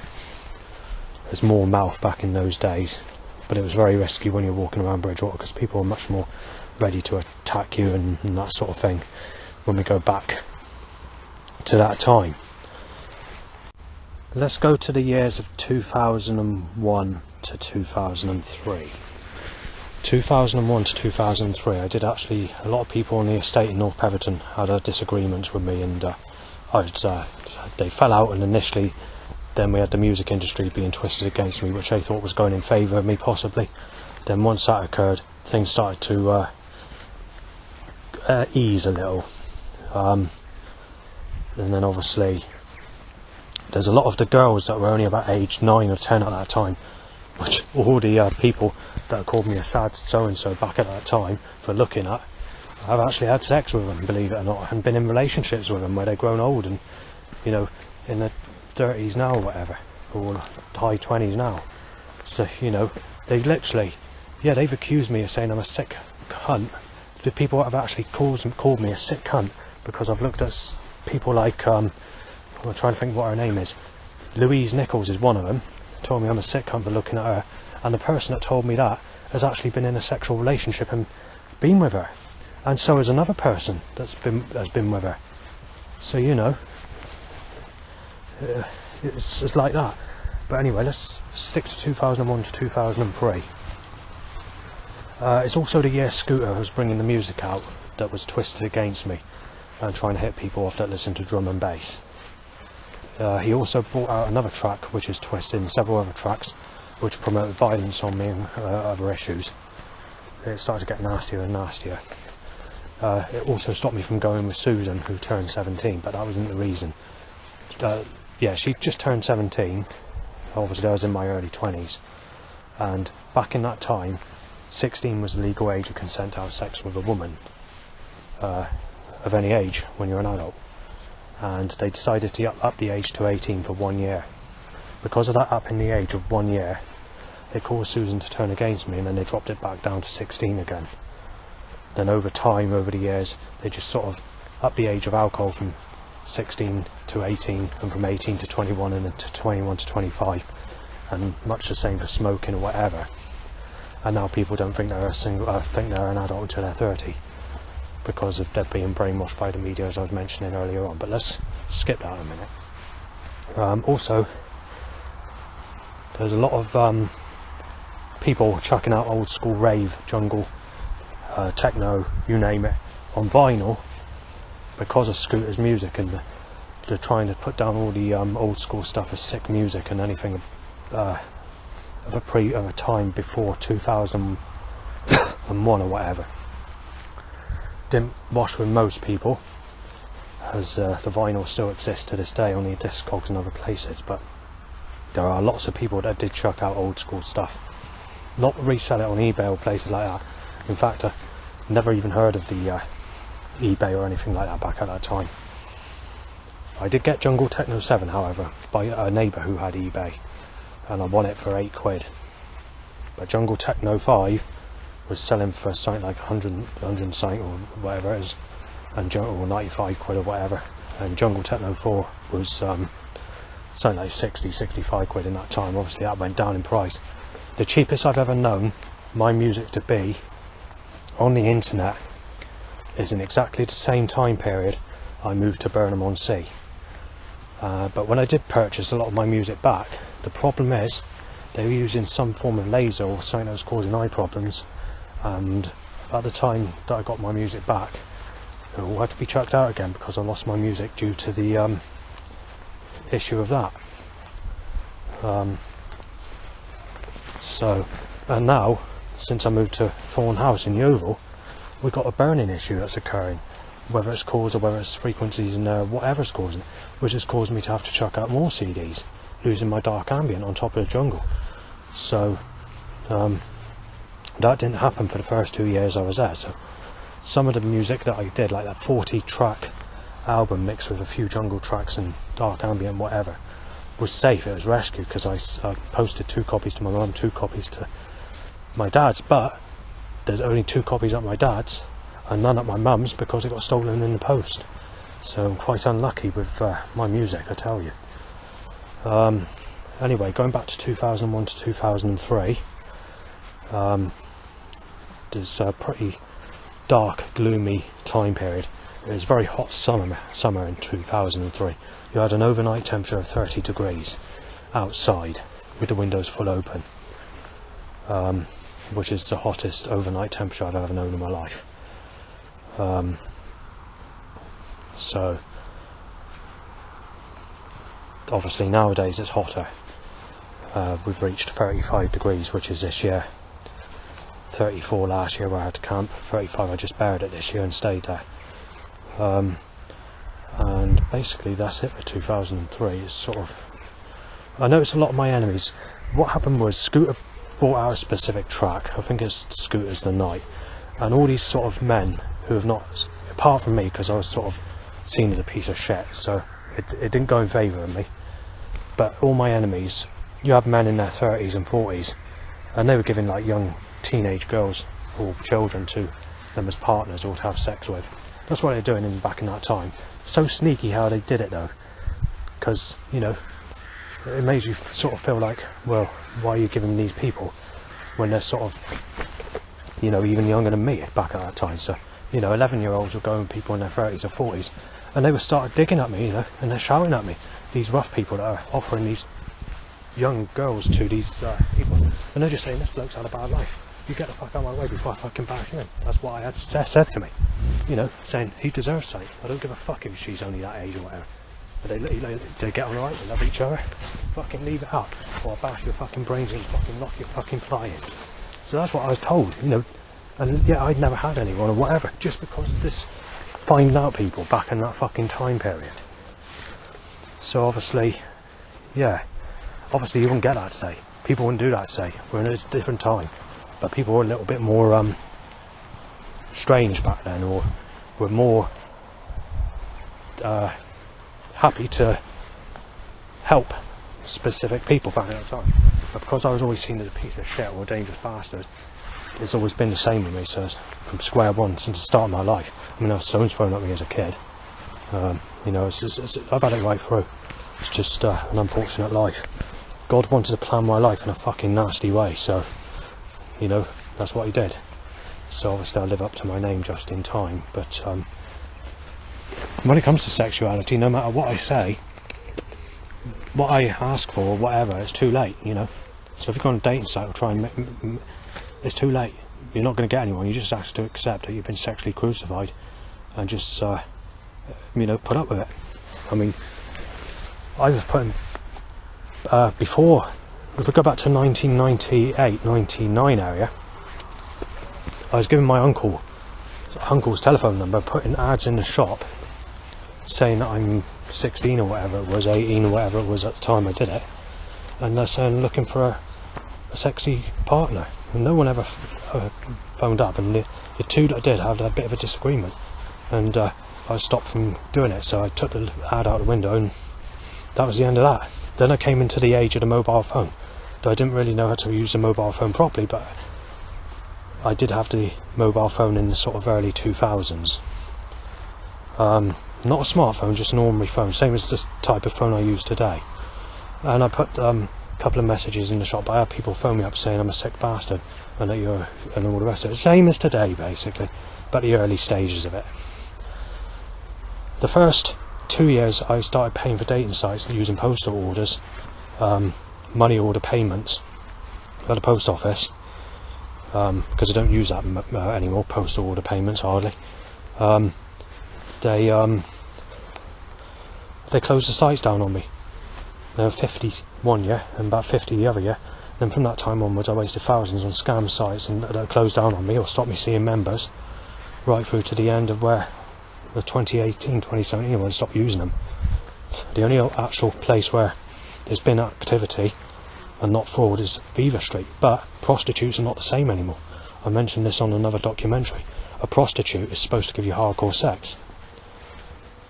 Then obviously I've actually spoken to an Asian woman, not for the sex because she won't give it, you know, just in conversation as a general happy, you know, just to have a chat really. And this goes back about 10 years ago, something like that. She knows what hardcore sex is, and she says a prostitute's supposed to give you hardcore sex, yeah. And she says, yeah, they are supposed to give you proper sex, how you want it, how a man wants it. But she said, with escorts, they have to wear a condom, or you have to have safe sex. But they said, with modern escorts, a majority of them don't do that. And this is 10 years ago when she told me this. She says a majority of them will only give you a blowjob with a condom on, and that's it, basically. But if we move into the future, since the lockdown onwards, they don't even do that. It's through phone sex now. You make a direct debit payment of 1,000 whatever they charge, and you bank yourself why they make sexual noises on a phone. That's the only way they do it now, and they said it's changed completely. But that information comes from another person, that up-to-date information. It's the Asian lady that I was speaking to, if we go back to 10 years ago, just under. So yeah, you don't get anything at all. And she was the one that says you need to go with family members or relatives or people that you know, and that you're not going to get anyone otherwise unless it's someone you actually know in person. And they're saying, and if you don't know anyone in person, you just have to wait until you find someone, or move out of the country basically, or leave the country. Because she did say in her country you don't get the problems you get in the UK, and they don't moan about the age gap either. They say as long as the person looks clean, or and sort of. So I sort of mentioning circumstances, sort of, what about if someone's been sexually abused and they've had sex in their whole life, and they said it all depends on the person basically. It depends on the woman if she's willing to, you know, and that's basically all she said. I mean, she was only in her teens, early 20s when I spoke to her 10 years ago. But you know, even she had the intelligence, but she wasn't British. She was just a foreign person that went over into the UK and started doing this as a job to make money. But yeah, you know, she said I was right with a lot of things, or she sort of verified things that I had, you know, verified my thoughts to be true, you know, when it came to all this sort of stuff. So, you know, so that's that basically. So, I mean, if we go back to many years ago, to the 90s, you even had children that were doing this sort of thing, but it wasn't in the sort of, they were connected with the rough people. Whatever involves me is not applicable. Whatever people are doing, whether it's sad things or whether it's good things, I'm out of the picture frame because nothing has ever come my way. Nothing has ever involved for me to do anything wrong. However, all these things that other people have done has backfired at me regardless. Like me being mistaken as them, for example, in today's time. So you're there, you witness these things, but you haven't done these things basically, and it comes back at you, and then you find out 20 years later or 10 years later, you know, it's all different. But different, but in the contents of it's still coming back at you, but you know, in the way of what these people do, and the way people act and the way people are and all the rest of it's all sort of different to what it was back then. Let's talk about jungle music just quickly. I just want to fucking mention this. I don't know why, I just want to. Back in the 1990s, people in my area never really listened to jungle. You had the time period of 1993 where people were out into sort of rave, but most people were into like the cookie jar rave CDs and tapes that were out at the time, or Telstar rave tapes, which you had back in 1992.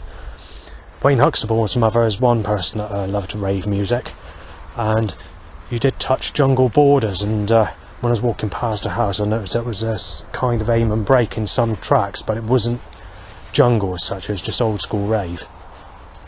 It wasn't really 93 either. It wasn't really when the development, it's just before the development of jungle, but you may have had the touch of jungle that came into the type of style that she was listening to. My stuff was the deep technological stuff of 1994 to begin with, and it was slightly different to that. But out of people that have actually know or heard playing this sort of music, in 1993 you had people playing this sort of music in their XR3s or cars or whatever, and racing like a lunatic to the music back in those times. But we had the year of 1994, which I want to talk about, because most people were into sort of reggae in 1994 and the dance tunes of late 93 or 93, like sort of Clubhouse featuring Car Light My Fire, The Grid, Swamp Thing. You had a lot of stuff that was commercial, that had a lot of dancey type tracks. Most people were listening to that in 1994, in the reggae of 1994. Jungle was played here and there, but it was sort of very rare. Jungle is one of those sort of categories no one really sort of not in my area. It might be different in London or other places, but my area, jungle was I never really heard it. Not many people liked it. There was only one person that liked jungle when I was at Avalon School, and that's called Jake. However, Jason and Peter and Nigel and Kevin, they were sort of half and half with it. It wasn't their favourite. They preferred their techno, but they said that they don't dislike it, but it's not something they like. You know, they can listen to it, but it's not something that they adore. Basically, it's not music that they really like. And the same for Harley. He's into drum and bass. I wouldn't say jungle as such, but he does like drum and bass. And it's probably because what I mentioned at school that got him into that sort of stuff. Maybe, I don't know. But I do know he's into drum and bass, but it's more liquid drum and bass, maybe roller, I'm not sure. He's sort of not into the sort of stuff I'm into, like the old school stuff. So anyway, let's move on to 1995. Where actually late 94, so what, you had the happy hardcore scene come in. That's when everyone's into that. You didn't have people into jungle or drum and bass as such. They're all into happy hardcore. But when the drum and bass started going away from the jungle scene, then you had a lot more people going to the drum and bass scene. There's someone I knew called John, who knew Gordon Dyke, because Gordon Dyke's missus at that time, her son was into jungle, and I knew him for a short period of time, and he was into jungle, but he was mostly the commercial stuff, but it wasn't really commercial, to be fair. He was quite underground, but back in that time, the types of stuff that you had that was seen as commercial would be more underground today because of how rare it is today.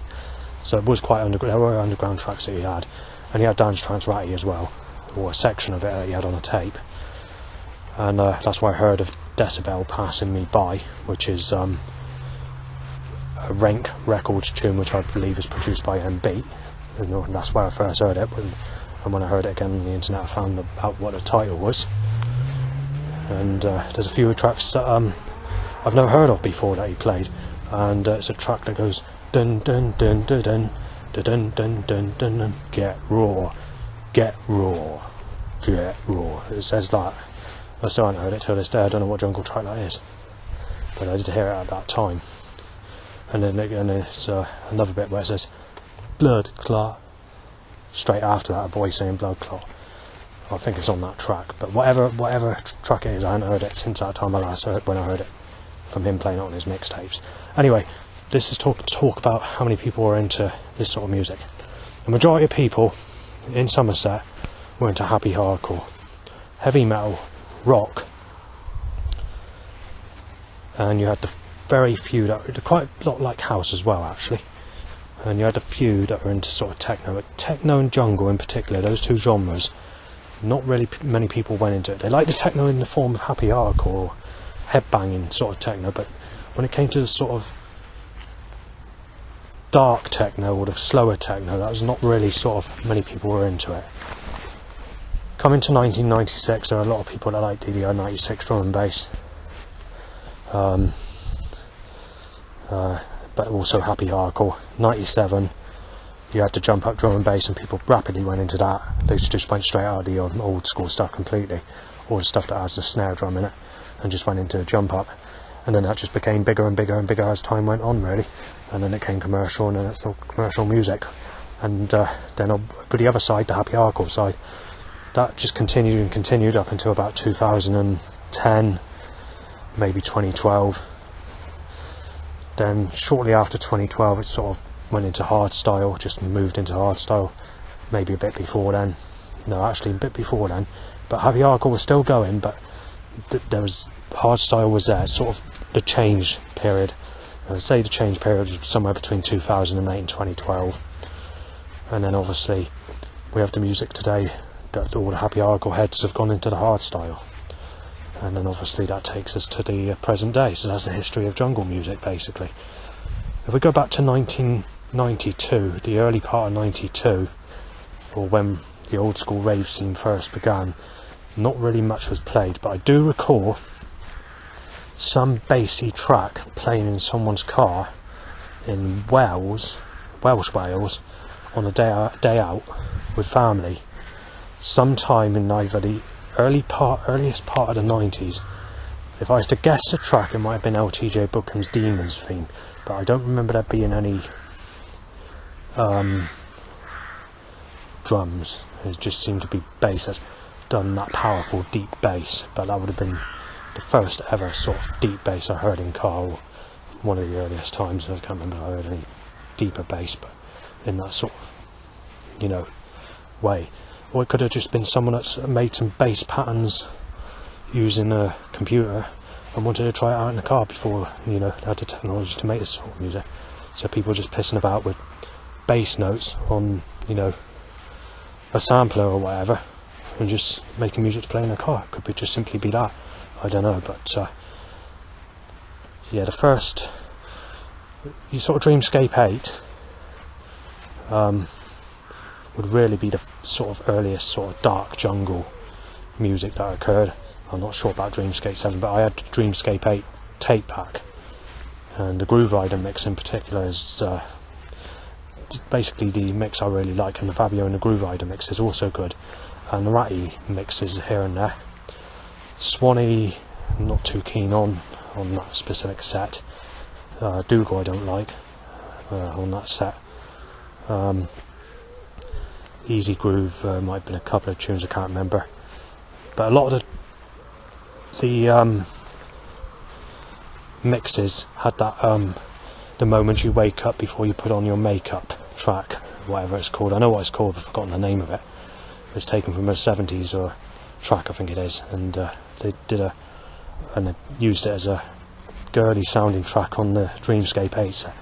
But I sort of went for the mostly the Groove Rider and Fabio mixes, maybe sections of the Ratty and Easy Groove, and then on the Ramos tape you had some old school tracks where it had Intense Paradox, and how I got to know Intense Paradox. And the Groove Rider mixes where I heard of the Alliance First Impressions. Many people mistake the track The Alliance First Impressions on Reinforced Records to be Dark and Moody Volume 4 on Formation Records, because of its creepy, airy, dark sounding intro, where it sounds like a cave or a cellar with bats flying around. But the second part of that track, which is about 2 minutes 46 seconds through, from on the Enforcers 6 official release, you got another sample, and that sample is a sample that has a piano sample. It goes like this: dun dun dun dun dun dun dun dun dun dun dun dun dun dun. Well, that piano sample is exactly the same sample as what sample is used in the track Way Out West, The Gift, which is a much bigger selling track than the Alliance First Impressions. Although the Alliance First Impressions is one of those really dark, creepy tracks, and sounds like it's a very rare groove underground track that no one's heard of, it is actually, not now, but in its time, was actually quite a big tune, even though it has that sort of rare sound to it. It is more commercial than it sounds, but today, obviously, no. But back then, yeah. There's something else I want to mention about the Alliance First Impressions. When it was first released in 1993, it was on an acetate 10-inch promo, which was released on Legend Records. But because it was a good tune that people liked, they decided to reissue it on the Enforcer 6 Reinforced Records picture disc vinyl in 1994 on the Rivet label of Reinforced Records, which is I think it's the last track on the record, so it's on side B, the last mix basically. So you've got 4 tracks on there. You've got Emerson, or I can't remember who it is, Mirison, and the track's called Find Yourself. Now that track is a load of crap, because I don't like it, but it's on there. Covert Operations, Ice Cold, is not a bad track. Not a favourite, but it's certainly a good track. You know, one that you can use as a filler track that you like. Certainly one that you play now and again, but not that often, you know, very rarely, but it's good. Wax Doctor the Saint, Simon Templar remix, or mix. That's a really good track. And that's one that you can play quite frequently, now and again. The Alliance First Impressions, again, that's a top fave, one of my best tracks. So, although it's not commercial anymore, like most of this music that was commercial back in this day, they never really give it a touchdown, to be fair. Because it's underground in the first place, and the fact that the government have music restriction laws means that a lot of this music can't get reissued. But there's a little bit of sad news when it comes to that specific track as well, which is just going to make you feel more down than ever before, because the original recording, or the original DAT, or the original master copy of that specific tune, even that track is lost, or they've had to do away with that specific track. If a track is underground, they have the right to demolish or destroy the original tapes, and these people, they get paid thousands and thousands of pounds for making this music and, you know, doing mixes or whatever. So if they're told to get rid of a track, they will. They don't give a monkeys of the music they make. They're doing it for the money. Not that they like the music, they probably listen to something totally different to what they're playing. They're just doing it for the money. And there are some DJs and artists that was mentioning on Facebook 15 years ago, or just under 15 years ago, I'm trying to think what year it was, where they were saying that some of these DJs are actually paid to pretend to be the producer of a CIA track or an FBI made track that's not actually produced by that DJ, but they're pretending to be the producer because obviously that's what they're paid to do. So they got to pretend that they made a track that they haven't made, that's been made by someone else from the CIA or FBI or the military or whatever. So they're like military tracks that they're pretending that are being made by that specific person, that they're covering up to lie about and get paid for lying and producing and pretending to be the producer of that track, basically. So they're doing that as well. So maybe it's because of that reason in these specific tracks they can't let people have. Maybe they're doing that, and it was released in the first place for one reason. Maybe nobody will ever know, but it's just a possibility. I mean, this might not be true, but it's definitely put on Facebook. So whoever's saying that, it just seems to be a rather interesting piece of information, whatever the goal was. But so anyway, but when it comes to the Alliance First Impressions, unfortunately it's a lost track, just like the others. And there's other tracks on Legend Records that are really good that have lost as well. One's Lee and Gwange, Too Deep, on Legend Records. Then you've got Gwange and Spinback, The Execution, which is another big track. They've even lost that track. And also Q Project, Champion Sound, the original version, they actually found someone who had a DAT to that recording, and they've actually managed to rescue that specific track. But when it comes to the other two, they've lost them. Even Intense Paradox, they managed to scrape up that track, which was produced by Bill Thomas, Simon Visby and Dan Duncan, who are known as Intense. And then you've got Molly Duncan, who's a saxophonist, or whatever you want to call it, in the more recent drum and bass tracks that he did later on, especially on Good Looking Records, like Positive Motions or Notions, something like that. And then the other one was, what was the other one? Trying to think what the other one was. Careless Minds, is it? And then obviously he's done quite a few tracks, Mind Intense, some really good tracks, but nothing beats his Rugged 7 vinyl of Paradox and The Quickening. And Journey to the Unknown is not a bad track either. It's not one of my favourites, not a bad track. There's a sample in that from Charlie and the Chocolate Factory on there. In the track Intense Paradox, there's a sample from the film Millennium, which was released by Chris Cofferson in 1989, I think. What else? The Quickening, you have a sample taken from The Orb, which was also released in the sort of same time period, 93, 94. And obviously in Journey to the Unknown, as I said, you've got the sample from Charlie and the Chocolate Factory. There might be another sample, that bit where it goes duh, duh, duh, duh, duh, but I'm not sure what it is. I know it's from somewhere, but I can't remember where it is. Then you've got Rugged 9, which is the Intense Genesis project. So obviously the startup sample in the actual track, the Genesis project itself, is taken from Kate Bush. I can't remember the name of the track. What else is in Intense? I can't remember what the other ones are in Intense, the Genesis project, if there are any. I think there is, but I can't remember what there is. Then you have Intense Time Space Continuum. That's taken from what is it? I don't know what the name of the film is. It's not in my head at the moment. Let's move on to The Dreamer a minute until I can think of where it come from. So you've got Intense, The Dreamer, which has got a sample from Charlie and the Chocolate Factory again, where it says, "We are the music makers and we are the dreamers," or something like that. And I think, I'm not 100% sure, but I think the other sample in that breakdown part of that track is taken from one of the Prisoner episodes of Patrick McGowan's series of The Prisoner that was released in the 1960s and 70s, though I can't swear by that. And obviously you got the dope remix of The Quickening as well.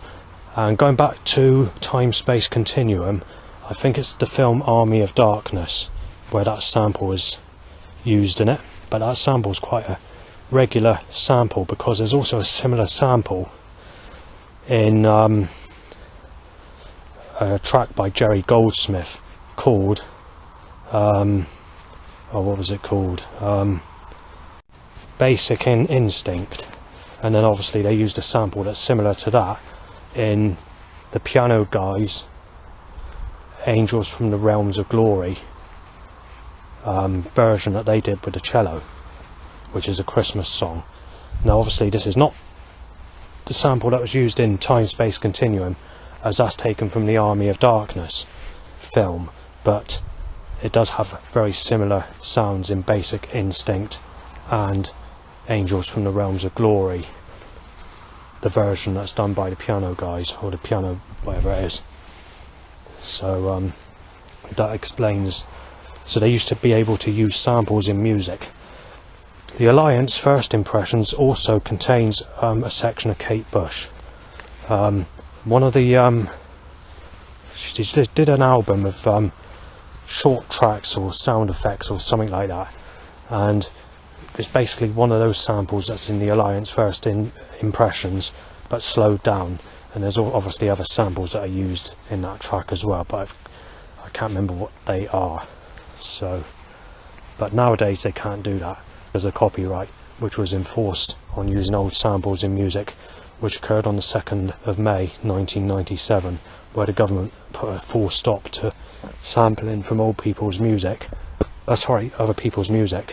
without paying the costs of copyright, and then the prices of copyright went too high for producers to use that material unless they're well known and can afford to pay that payment and make the money back on the music tracks that they make. And that brings us to the end of mentioning this.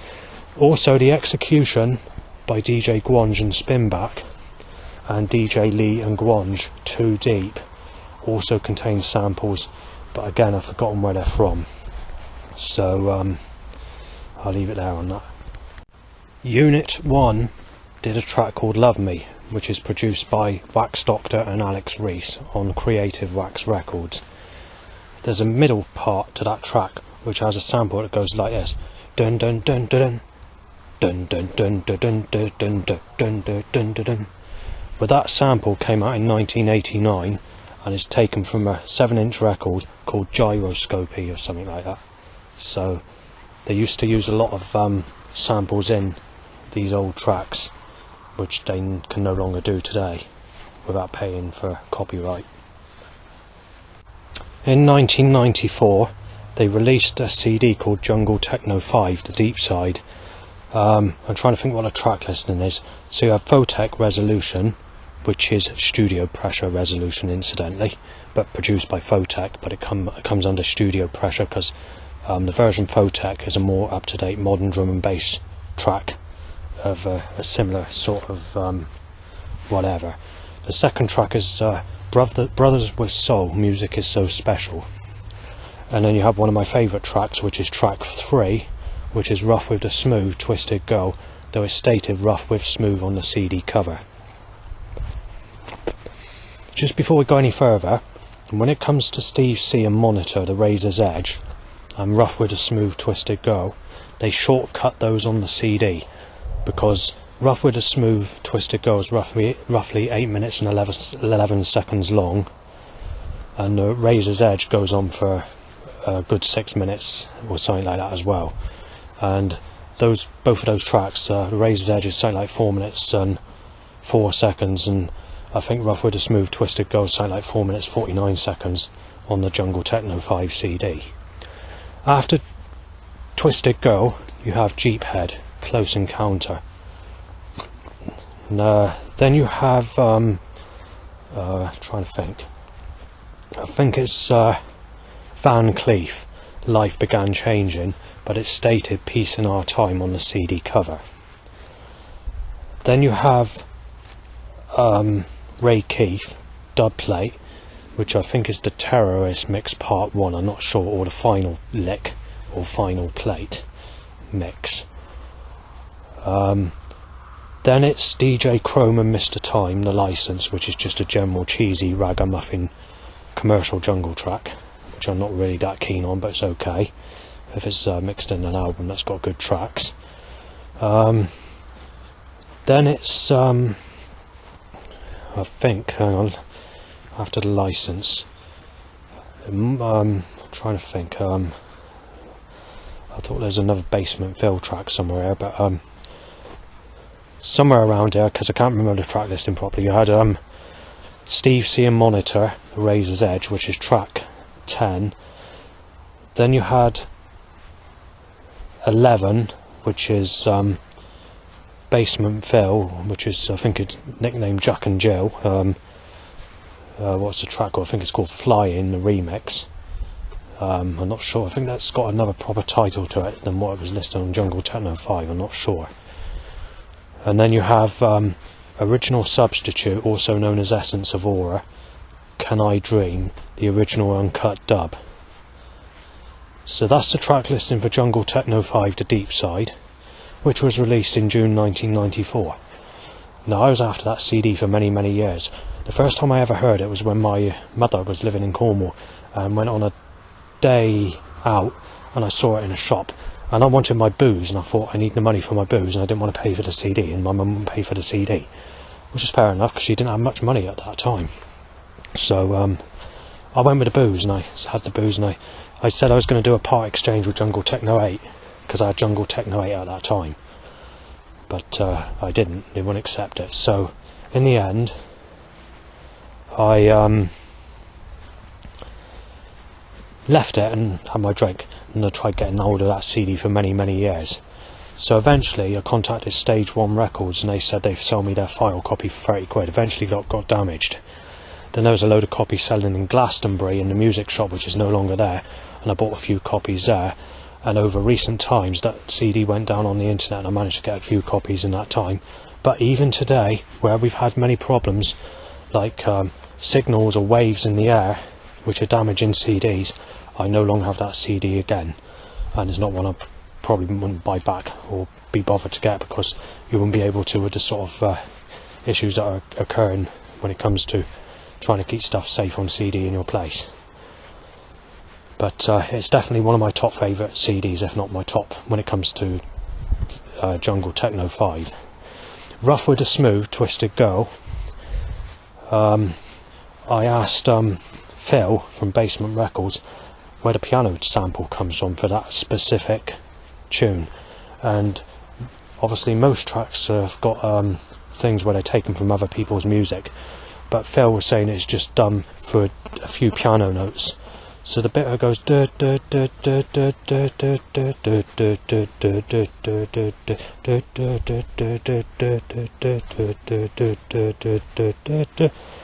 is basically just what he composed, basically what they composed, and that's not actually taken from any other music or taken from any other pianos or anything. It's just music they thought up and did themselves. So I thought that was quite impressive, because it's a really good track. That used to be one of my top favourite jungle tracks. So that's that. And when it comes to the Jungle Techno series, it was released by Passion Music, so Jumping and Pumping, which is a big record company back in its day. And it's also been advertised on adverts for HMV and Our Price music stores back in the 1990s. But what will shock you even more is there's a Trans-Europe Express series where the music's just as underground, and they even advertise them as being commercial music and worth checking out. And it gets even better, because the Jungle Techno series is distributed by Sony Music, which is exactly the same supplier as the supplier that distributes the Now That's What I Call Music series. And look how commercial that is. So 3MV or something, or 3WV, it says on the back of the, and it's exactly the same supplier as who supplies the Now That's What I Call Music series. But today, if they wanted to reissue Jungle Techno 5, they couldn't, because the original master recordings are gone, because the government had tightened up on the music industry since the early 2000s, 2003, and then there was another restriction in 2013, and now the government are banning all underground tracks from being released on the B-side of a record as well. And this is why you've got pirate record companies that are trying to shift some of the music through funding through DJs like Sublogical Recordings and other record companies like Night Force Records, that's part of Moving Shadow, or I think is part of Moving Shadow. And even they're struggling, because obviously eventually the government are going to crack down on that as well, because the government are trying to do away with everything. They want everyone into commercial music. They've even tried to kill people, or they tried knocking people off. The Dreamscape promoter and also the Dance Trance and Strictly Jungle promoter, known as Mickey Linus, they claimed that they were both died in car crashes. Both of them were beaten to death by police officers. And this information came from a reliable source of a load of DJs that I was friends with on my early Facebook channels going back 10 years ago or so, where this information came from. So it wasn't car crashes at all. There's a police officers beat him to death. So one escaped the police running, and he got caught by police, and police beat him to death, which is Mickey Linus, the one that promotes the Dance Trance and Strictly Jungle. And incidentally, Dance Trance and Strictly Jungle are merged. There is actually a Dance Trance Strictly Jungle just before it went over into Strictly Jungle. So Dance Trance is actually basically goes from the rave to the dark stuff to the early jungle, then through into Strictly Jungle. So you had Dance Trance. I'm trying to think what the earliest one is. I think you had the Book of Love, I'm not sure, and that's a picture of like a sword in a heart. Then you had Dance Trance, A Wedding Anniversary. Then you had Dance Trance, The Sound of Summer, July 1993. Then you had Dance Trance, Capital Punishment, November 1994. Then Dance Trance, A Never Ending Story, the 12th of the 2nd, 1994. Then you had Dance Trance, Mission Control, the 2nd of the 4th, 1994. Incidentally, The Wedding Anniversary Part 1 is the 25th of the 6th, 1993. Then you had The Wedding Anniversary Part 2, which is the 25th of the 6th, 1994. Then you had Dance Trance, We Have the Technology, November 1994. Then you had Dance Trance Intelligence, sometime in 94 or 95, I can't remember when the date is on that one. And then you had Dance Trance Strictly Jungle, which was 1995. And then after that you had the Strictly Jungles that followed that. So that's how it works when it comes to the Dance Trance and Strictly Jungle series. Then obviously the Strictly Jungles eventually progressed into drum and bass and jump up, and then obviously the rave scene ended when it came to the Strictly Jungle scene. When it came to the Dance Trance mixes, they were jungle mixes. there were specific tapes. They didn't give you the event name or anything like that, but they were putting them into a specific tape cover. Now this tape cover had a picture of a lined sort of drawing of a face, sort of orangey colours, yellow, bit mixture of blue, with a black background, and it had like a picture of a lip dribbling. I wouldn't say dribbling as such, but similar to a dribbling lip. I do know the name of the book of where that actual picture was taken from. It's called The Encyclopedia of the Medical Book, or Medical Dictionary, or something like that.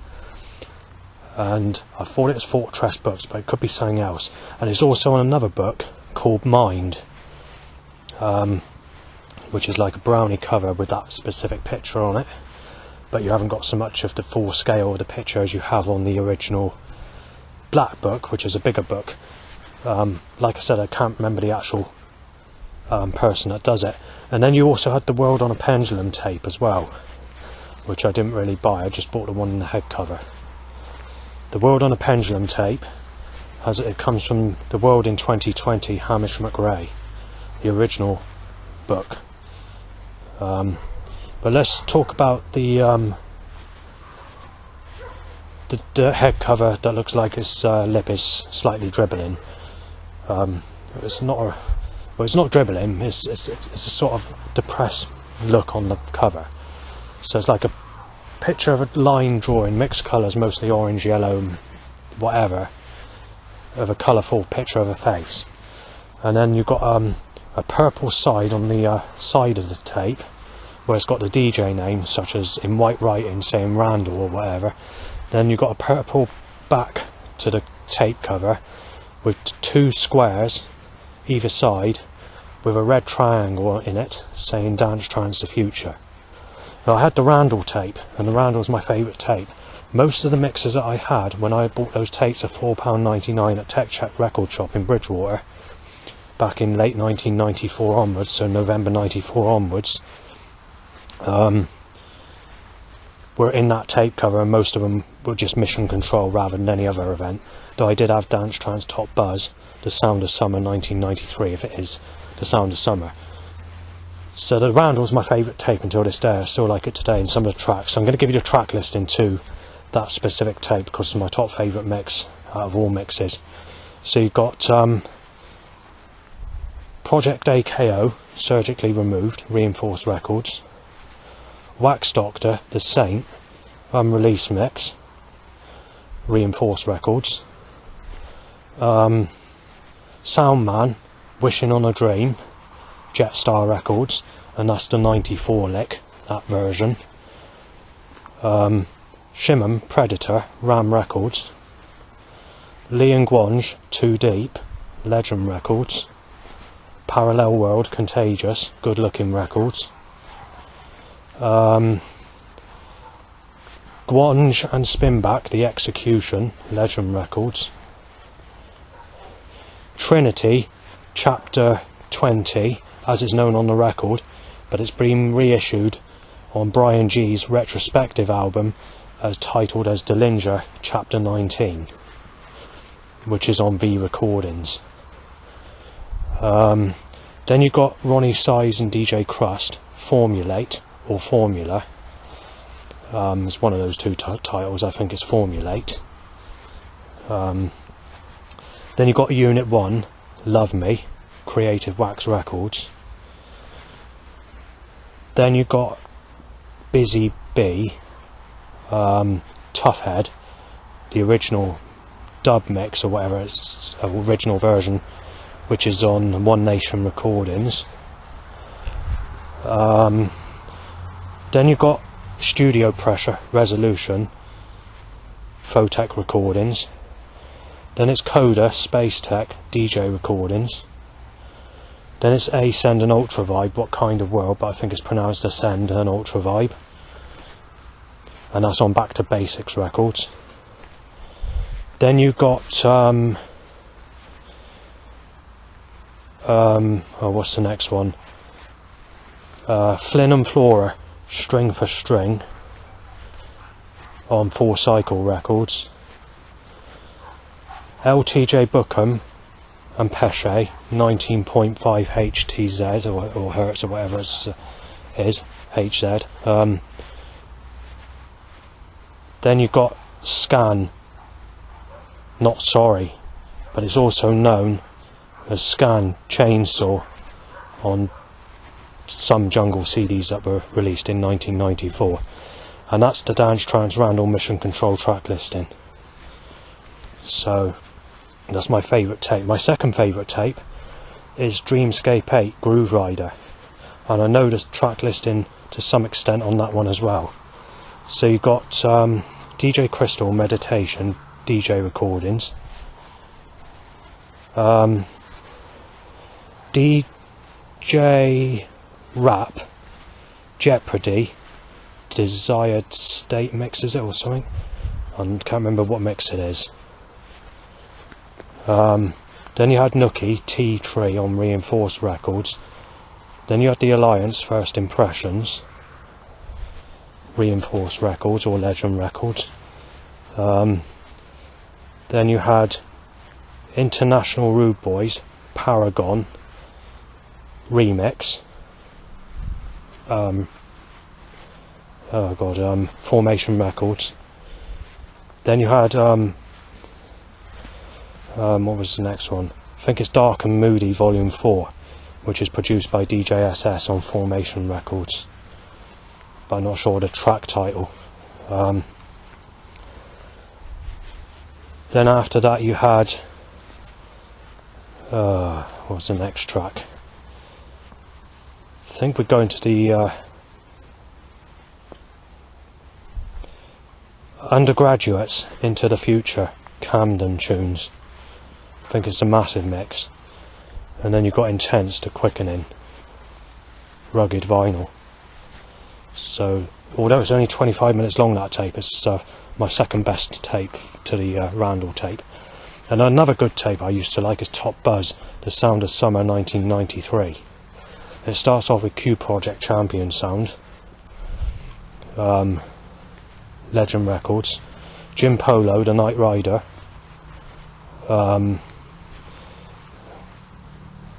what's the label? Dark Horse, 4 Hero or Tom and Jerry, Yamin's, no it's not, it's Cloud 9, The Dreamer, sorry, Moving Shadow Records. Then it's 4 Hero, Yamin Snacks Like Shaggy on the Tom and Jerry records. Then you had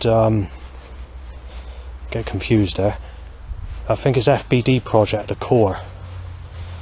I'm going sort of is it banging tunes. Actually, FBD Project do some really good tracks. I like their Journeys track, and I like their Midnight Hypnosis, Midnight Touch, and their Deep Dance EP. There's a track on there that says I am normal, I'm clean, I'm not frightened, I won't scream, which is a good track that's on the Fabio tape I used to have. Anyway, next track, DJ Crystal, Crystallize DJ recordings. There might be one or two I missed out, but obviously it's hard to remember the track listing, there's people about as well. Outer Intelligence, Fool's Gold, I can't remember what the label is.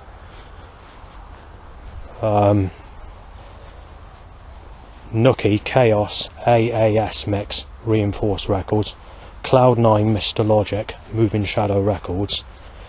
Essence of Aura, Can I Dream, original version.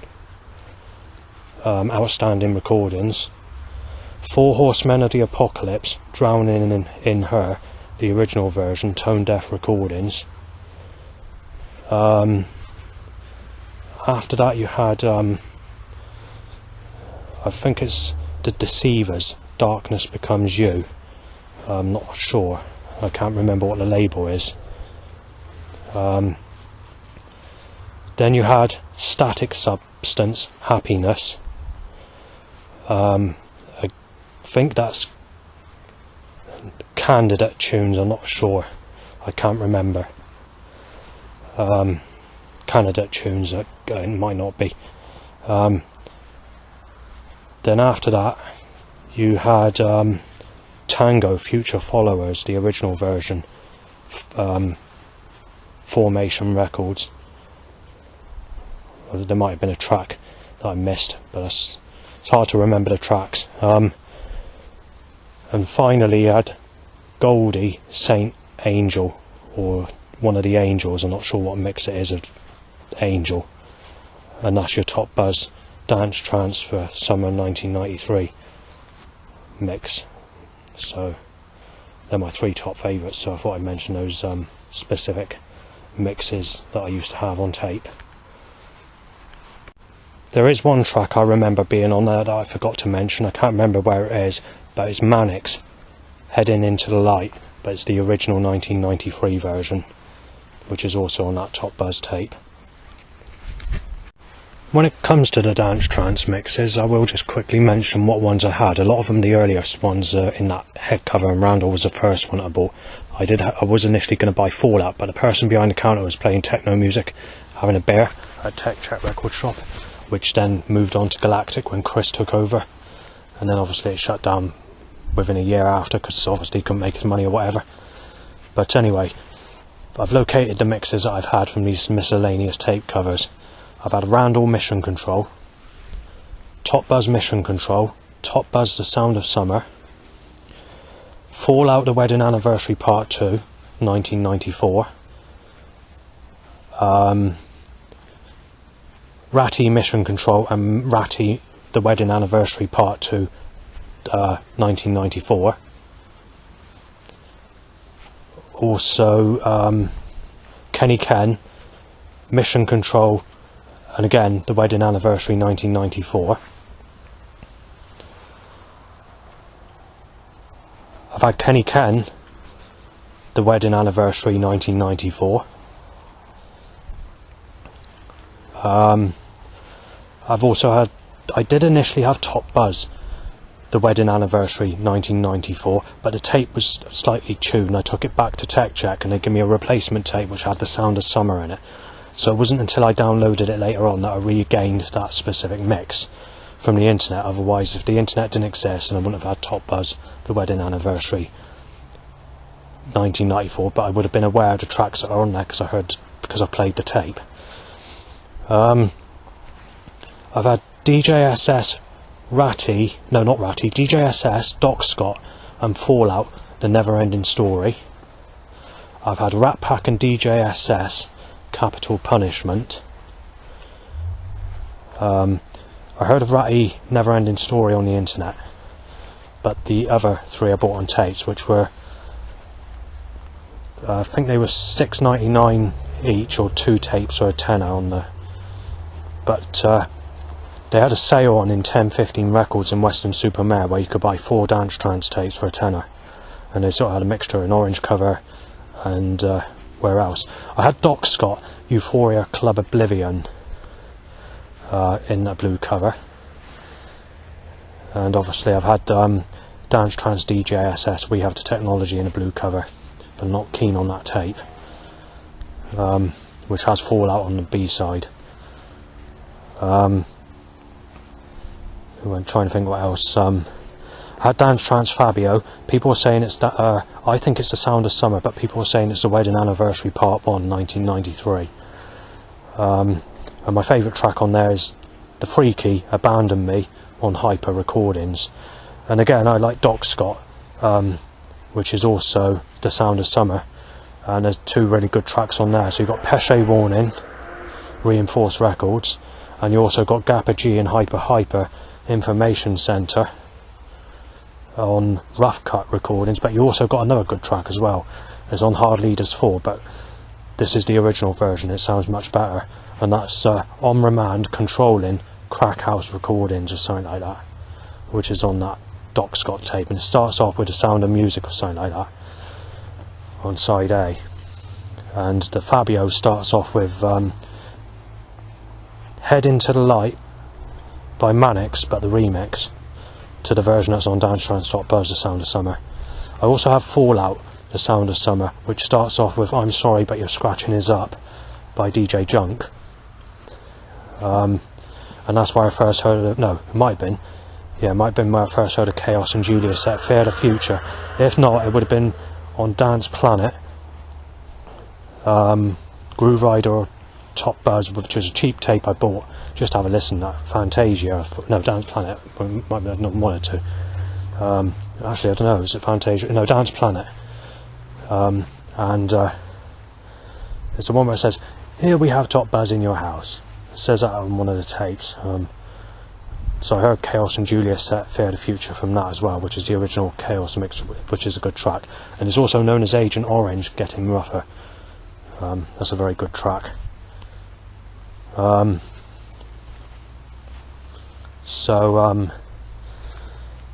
trying to think what other mixes I've had. So a lot of the jungle stuff that I was getting, because a lot of the when I couldn't get those tapes, I just went into WH Smith's and started ordering these Underground Jungle CDs, but most of them out of stock at the supplier, no longer available, no longer deal with record company or deleted or stuff like that, and you have to leave a £5 deposit. But I did have a look in their ordering book and see what's available. They had the Jungle Techno series, the Jungle Massives, Jungle Manias, Jungle Little Splash takes you into jungleism. They even had the drum, all the stuff on Passion Music as well, like drum and bass floor burners, though that wasn't in that time, but it would have been in there if the books still exist in late 1998 or whatever. So they had all the good stuff. They had the Hard Leaders series in the WH Smith's ordering book. But that's this sort of music is not mainstream anymore because the government's done away with it all. But there's no free rights either anymore. So if you want to listen to a specific music, it doesn't follow the way it goes against the government, basically. So they're digging at Cryo Chamber Records in America, which is a dark ambient label. It produces dark ambient music because they're getting moaned at. So there's a lot of stuff that's really good that's never been released on CD. We have Fantasia, it takes you into the jungle, Volume 2, which is a 3 CD set, which has Groove Rider, DJ Rap, and Groove Rider, DJ Rap, and LTJ Bookham. LTJ Bookham, basically every track on the LTJ Bookham mix is excellent, the whole mix is excellent. And then you've got Pesce World of Music on the, I think it's the DJ Rap mix, sorry. Then you've got Book of Changes, Studio Pressure, that's on the LTJ Bookham, sorry, that's good. Every track on the LTJ Bookham mix is excellent. Then you've got Mental Power, Unknown Intelligence on the Groove Rider mix, and Lifting Spirits, Alive and Kicking, which is another good track, the original version. And then obviously you've got DJSS, the Rollout. You have a CD called DJSS, the Rollers Convention, and there's quite a few good tracks on there, anything from Anything Possible to the Rollout to there's a track called The Music, which is the first track on DJSS. We Have the Technology tape. There's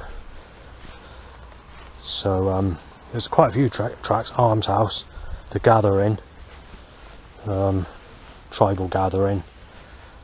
It was a long time ago since I last saw the the CD, because it's got a picture of a baby asleep on the front cover.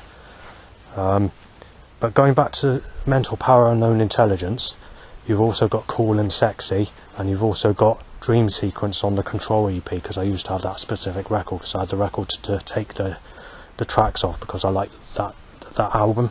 But unfortunately, over time I lost those tracks for many reasons that I've mentioned in the past. So that's that. Anyway, stuff that's really good that hasn't been released on CD apart from the tracks that I've mentioned. You've got Rev P 1994 on Impact Records, which is 022 Imp or something, Imp 022 catalogue number. And then obviously on the other side, which is the A side, you've got a track called what was it called, 1994 and Rhythm Process, but I'm not keen on Rhythm Process. DJ Panic, Revelation and Daybreak, both tracks are good, but I prefer Daybreak, even though DJ Panic has that church sound and is more of a breakdown track. For that specific record, I prefer the Daybreak track, just a personal preference when it comes to that specific record. Nutty One off the Nut EP, Bare Necessities recordings, Night Force Records have tried reissuing it, taking it from a vinyl where it sounds muffled at the end of the Underwater Fireworks track. Because Underwater Fireworks has got a sample in it, like I was mentioning samples earlier. So Underwater Fireworks has a sample from Jean-Michel Jarre, Ethnicolor 1. Then Liquid Affray, which is on the A or B side of the Off the Nut EP. They're both excellent tracks, top faves, yeah. But the other one has Ultravox Dreams sample that's in it. So that's that. Pesce Warning on Proteage EP was actually a track released in 1992. Well, made in 92, but wasn't released in 1993. And I think Baby Kane helped Pesce produce that track. And obviously Baby Kane did a few good tracks as well as Rude Project Thunder, and he also did another good track called Strange Greetings, which was also released in 1992, and it's on his Guardian of the Rough album. So other tracks that they haven't released that are really good. Pesce World of Music, I mentioned that being on the Groove Rider, no, sorry, DJ Rap mix on Fantasia, Takes You Into the Jungle 2, but I first heard of that track on Dance Trance Fallout, The Wedding Anniversary Part 2, first track.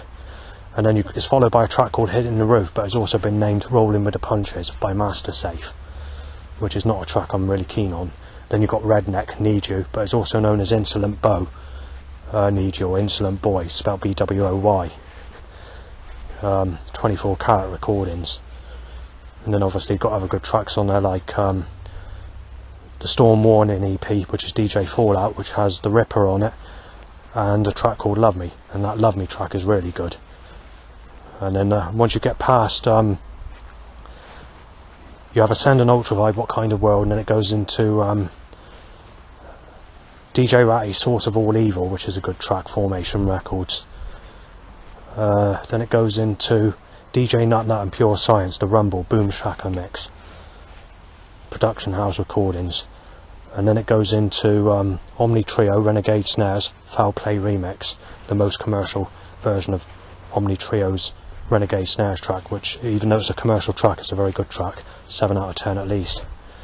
Then you've got Hyper on Experience, Disturbance Tango remix, which is initially released on a 10-inch record with a black cover, and you've got Half Stepper on the other side, and then they reissued it later on. Then you've got Hyper on Experience, Lord of the No Lines, Bootleg Side A mix, as it's known on the unreleased version, but on the reissue it's known as the Danny Styles remix. I think it's remix 2, I'm not sure, which is on Night Force recordings. And then after that you had DJ Ratty, Step Back in Time, which is on the same record as Source of All Evil, Taste of Things to Come, but you also had other good tracks on there as well, like Bells of Dawn, but I prefer the Jumpin' Jack Frost remix. Then you had Time Bomb, that comes straight after Step Back in Time by Ratty and Tango, but the tape ends, it goes into a rapid ending on that Fallout tape before that track actually progresses in, and you just get like the where they scratch the record into the mix. So that's Fallout's Wedding Anniversary Part 2. Other good tracks, like I said, we'll go to single tracks and not go on about tapes. We have FBD Project Journeys, that's an excellent tune. In actual fact, that's on the Fantasia Takes You Into the Jungle Volume 2, the LTJ Bookham mix. I think it's near the end of the mix. So, Lifting Spirits, Will I Dream, that's another good track. Rough with the Smooth, Art of Intelligence. Dope Travelling Part 2, again that's on the LTJ Bookham mix, and it's also on Swanee Kings of the Jungle tape. Then you've got The Spirit Fathoms. There's some good tracks on those Drum Bass Floor Burner CDs, by the way, that were released in 1998. 240 CBD top 4, one of them, and the other's 9, volume 1 and 2, they're 4 CD sets, but a lot of the tracks are taken from record.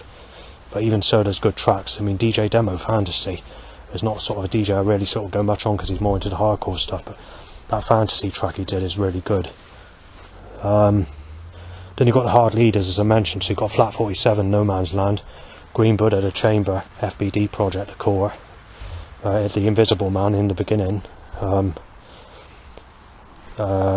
Jungle Pirate or Jungle Buddha, Drug Me, and then obviously there's other tracks.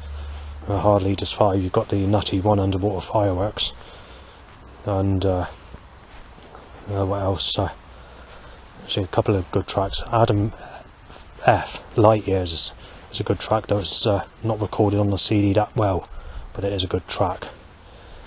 I mean, I could go on forever explaining what the good music is of the past, but you know, there's not really much time to do it, and obviously the recording's going to be about 3 hours long anyway, so I'm going to have to stop it so that it can go onto YouTube without extending it too much, and I'm going to leave the rest of the recording for the day's issues of any more problems that occur before I get back home. There's one other really good track that I missed out, and it used to be one of my top favourites as well. That was on the Sutra tape, LTJ Bookham and Pilgrim, and that's Busy Bee and Deluxe Take a Deep Breath dubplate version on Brain Recordings. And also this is not a bad track, it's on Groove Eye to the Edge. I actually got that one in the sale for 4 for a tenner from 1015 Records, as well as the Dance Trance mixes back in the day, because pocket money was scarce, because obviously my family don't really have that much money, so although I had quite a lot of mixes, it was not really a lot, if you get what I'm saying. Sort of bought in bulk, sort of 4 for a tenner, and looking for the sales. And apart from the Dance Trance tapes, which I really liked, as in the single tape covers before that time, they were sort of exceptional sort of tapes that I bought, because they were £4.99 each, those Dance Trance tapes, when they first came out. And then obviously the Never Ending Story is something like I think it was £6.99. They weren't cheap, the Never Ending Story, but I managed to get them in a sale with the 4 for a tenner.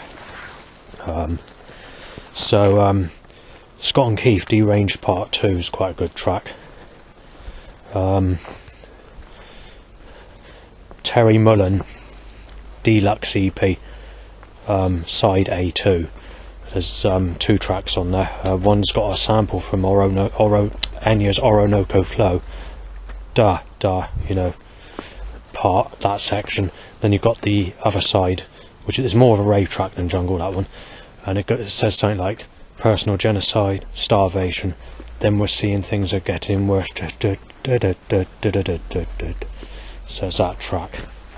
And I like it because it's got a lot of power to it, sort of like that track. There's quite a few tracks I missed out.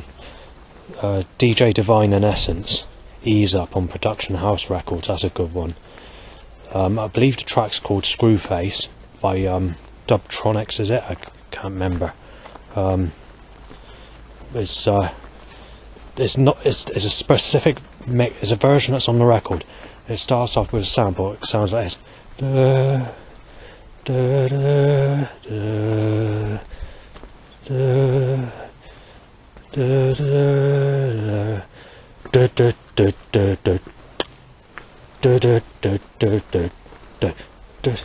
But I can't remember, I don't know what the proper title is of that specific tune, but it's a good track. And on the B9 recordings, I think it's only 4 minutes long. I think on the vinyl it'd be slightly longer. And there's also other tracks here and there, like the Full SP, The Process, which is Sponge and Pascal, which is on Face of the Future CD. And you have Wax Doctor, Logical Progression, which was the second track on that CD, which has the sound of a fountain exploding in the gardens in the middle of the night, midnight or whatever, which is quite good, but it's okay, it's a good track, but it's not a track that is one of those which is good, but not one you could listen to all the time, if you get what I'm saying. And basically a lot of the other tracks I'm into, you've got Natural Mystic, Got to Have You, which is on the Revolution Regeneration CD. Hang on.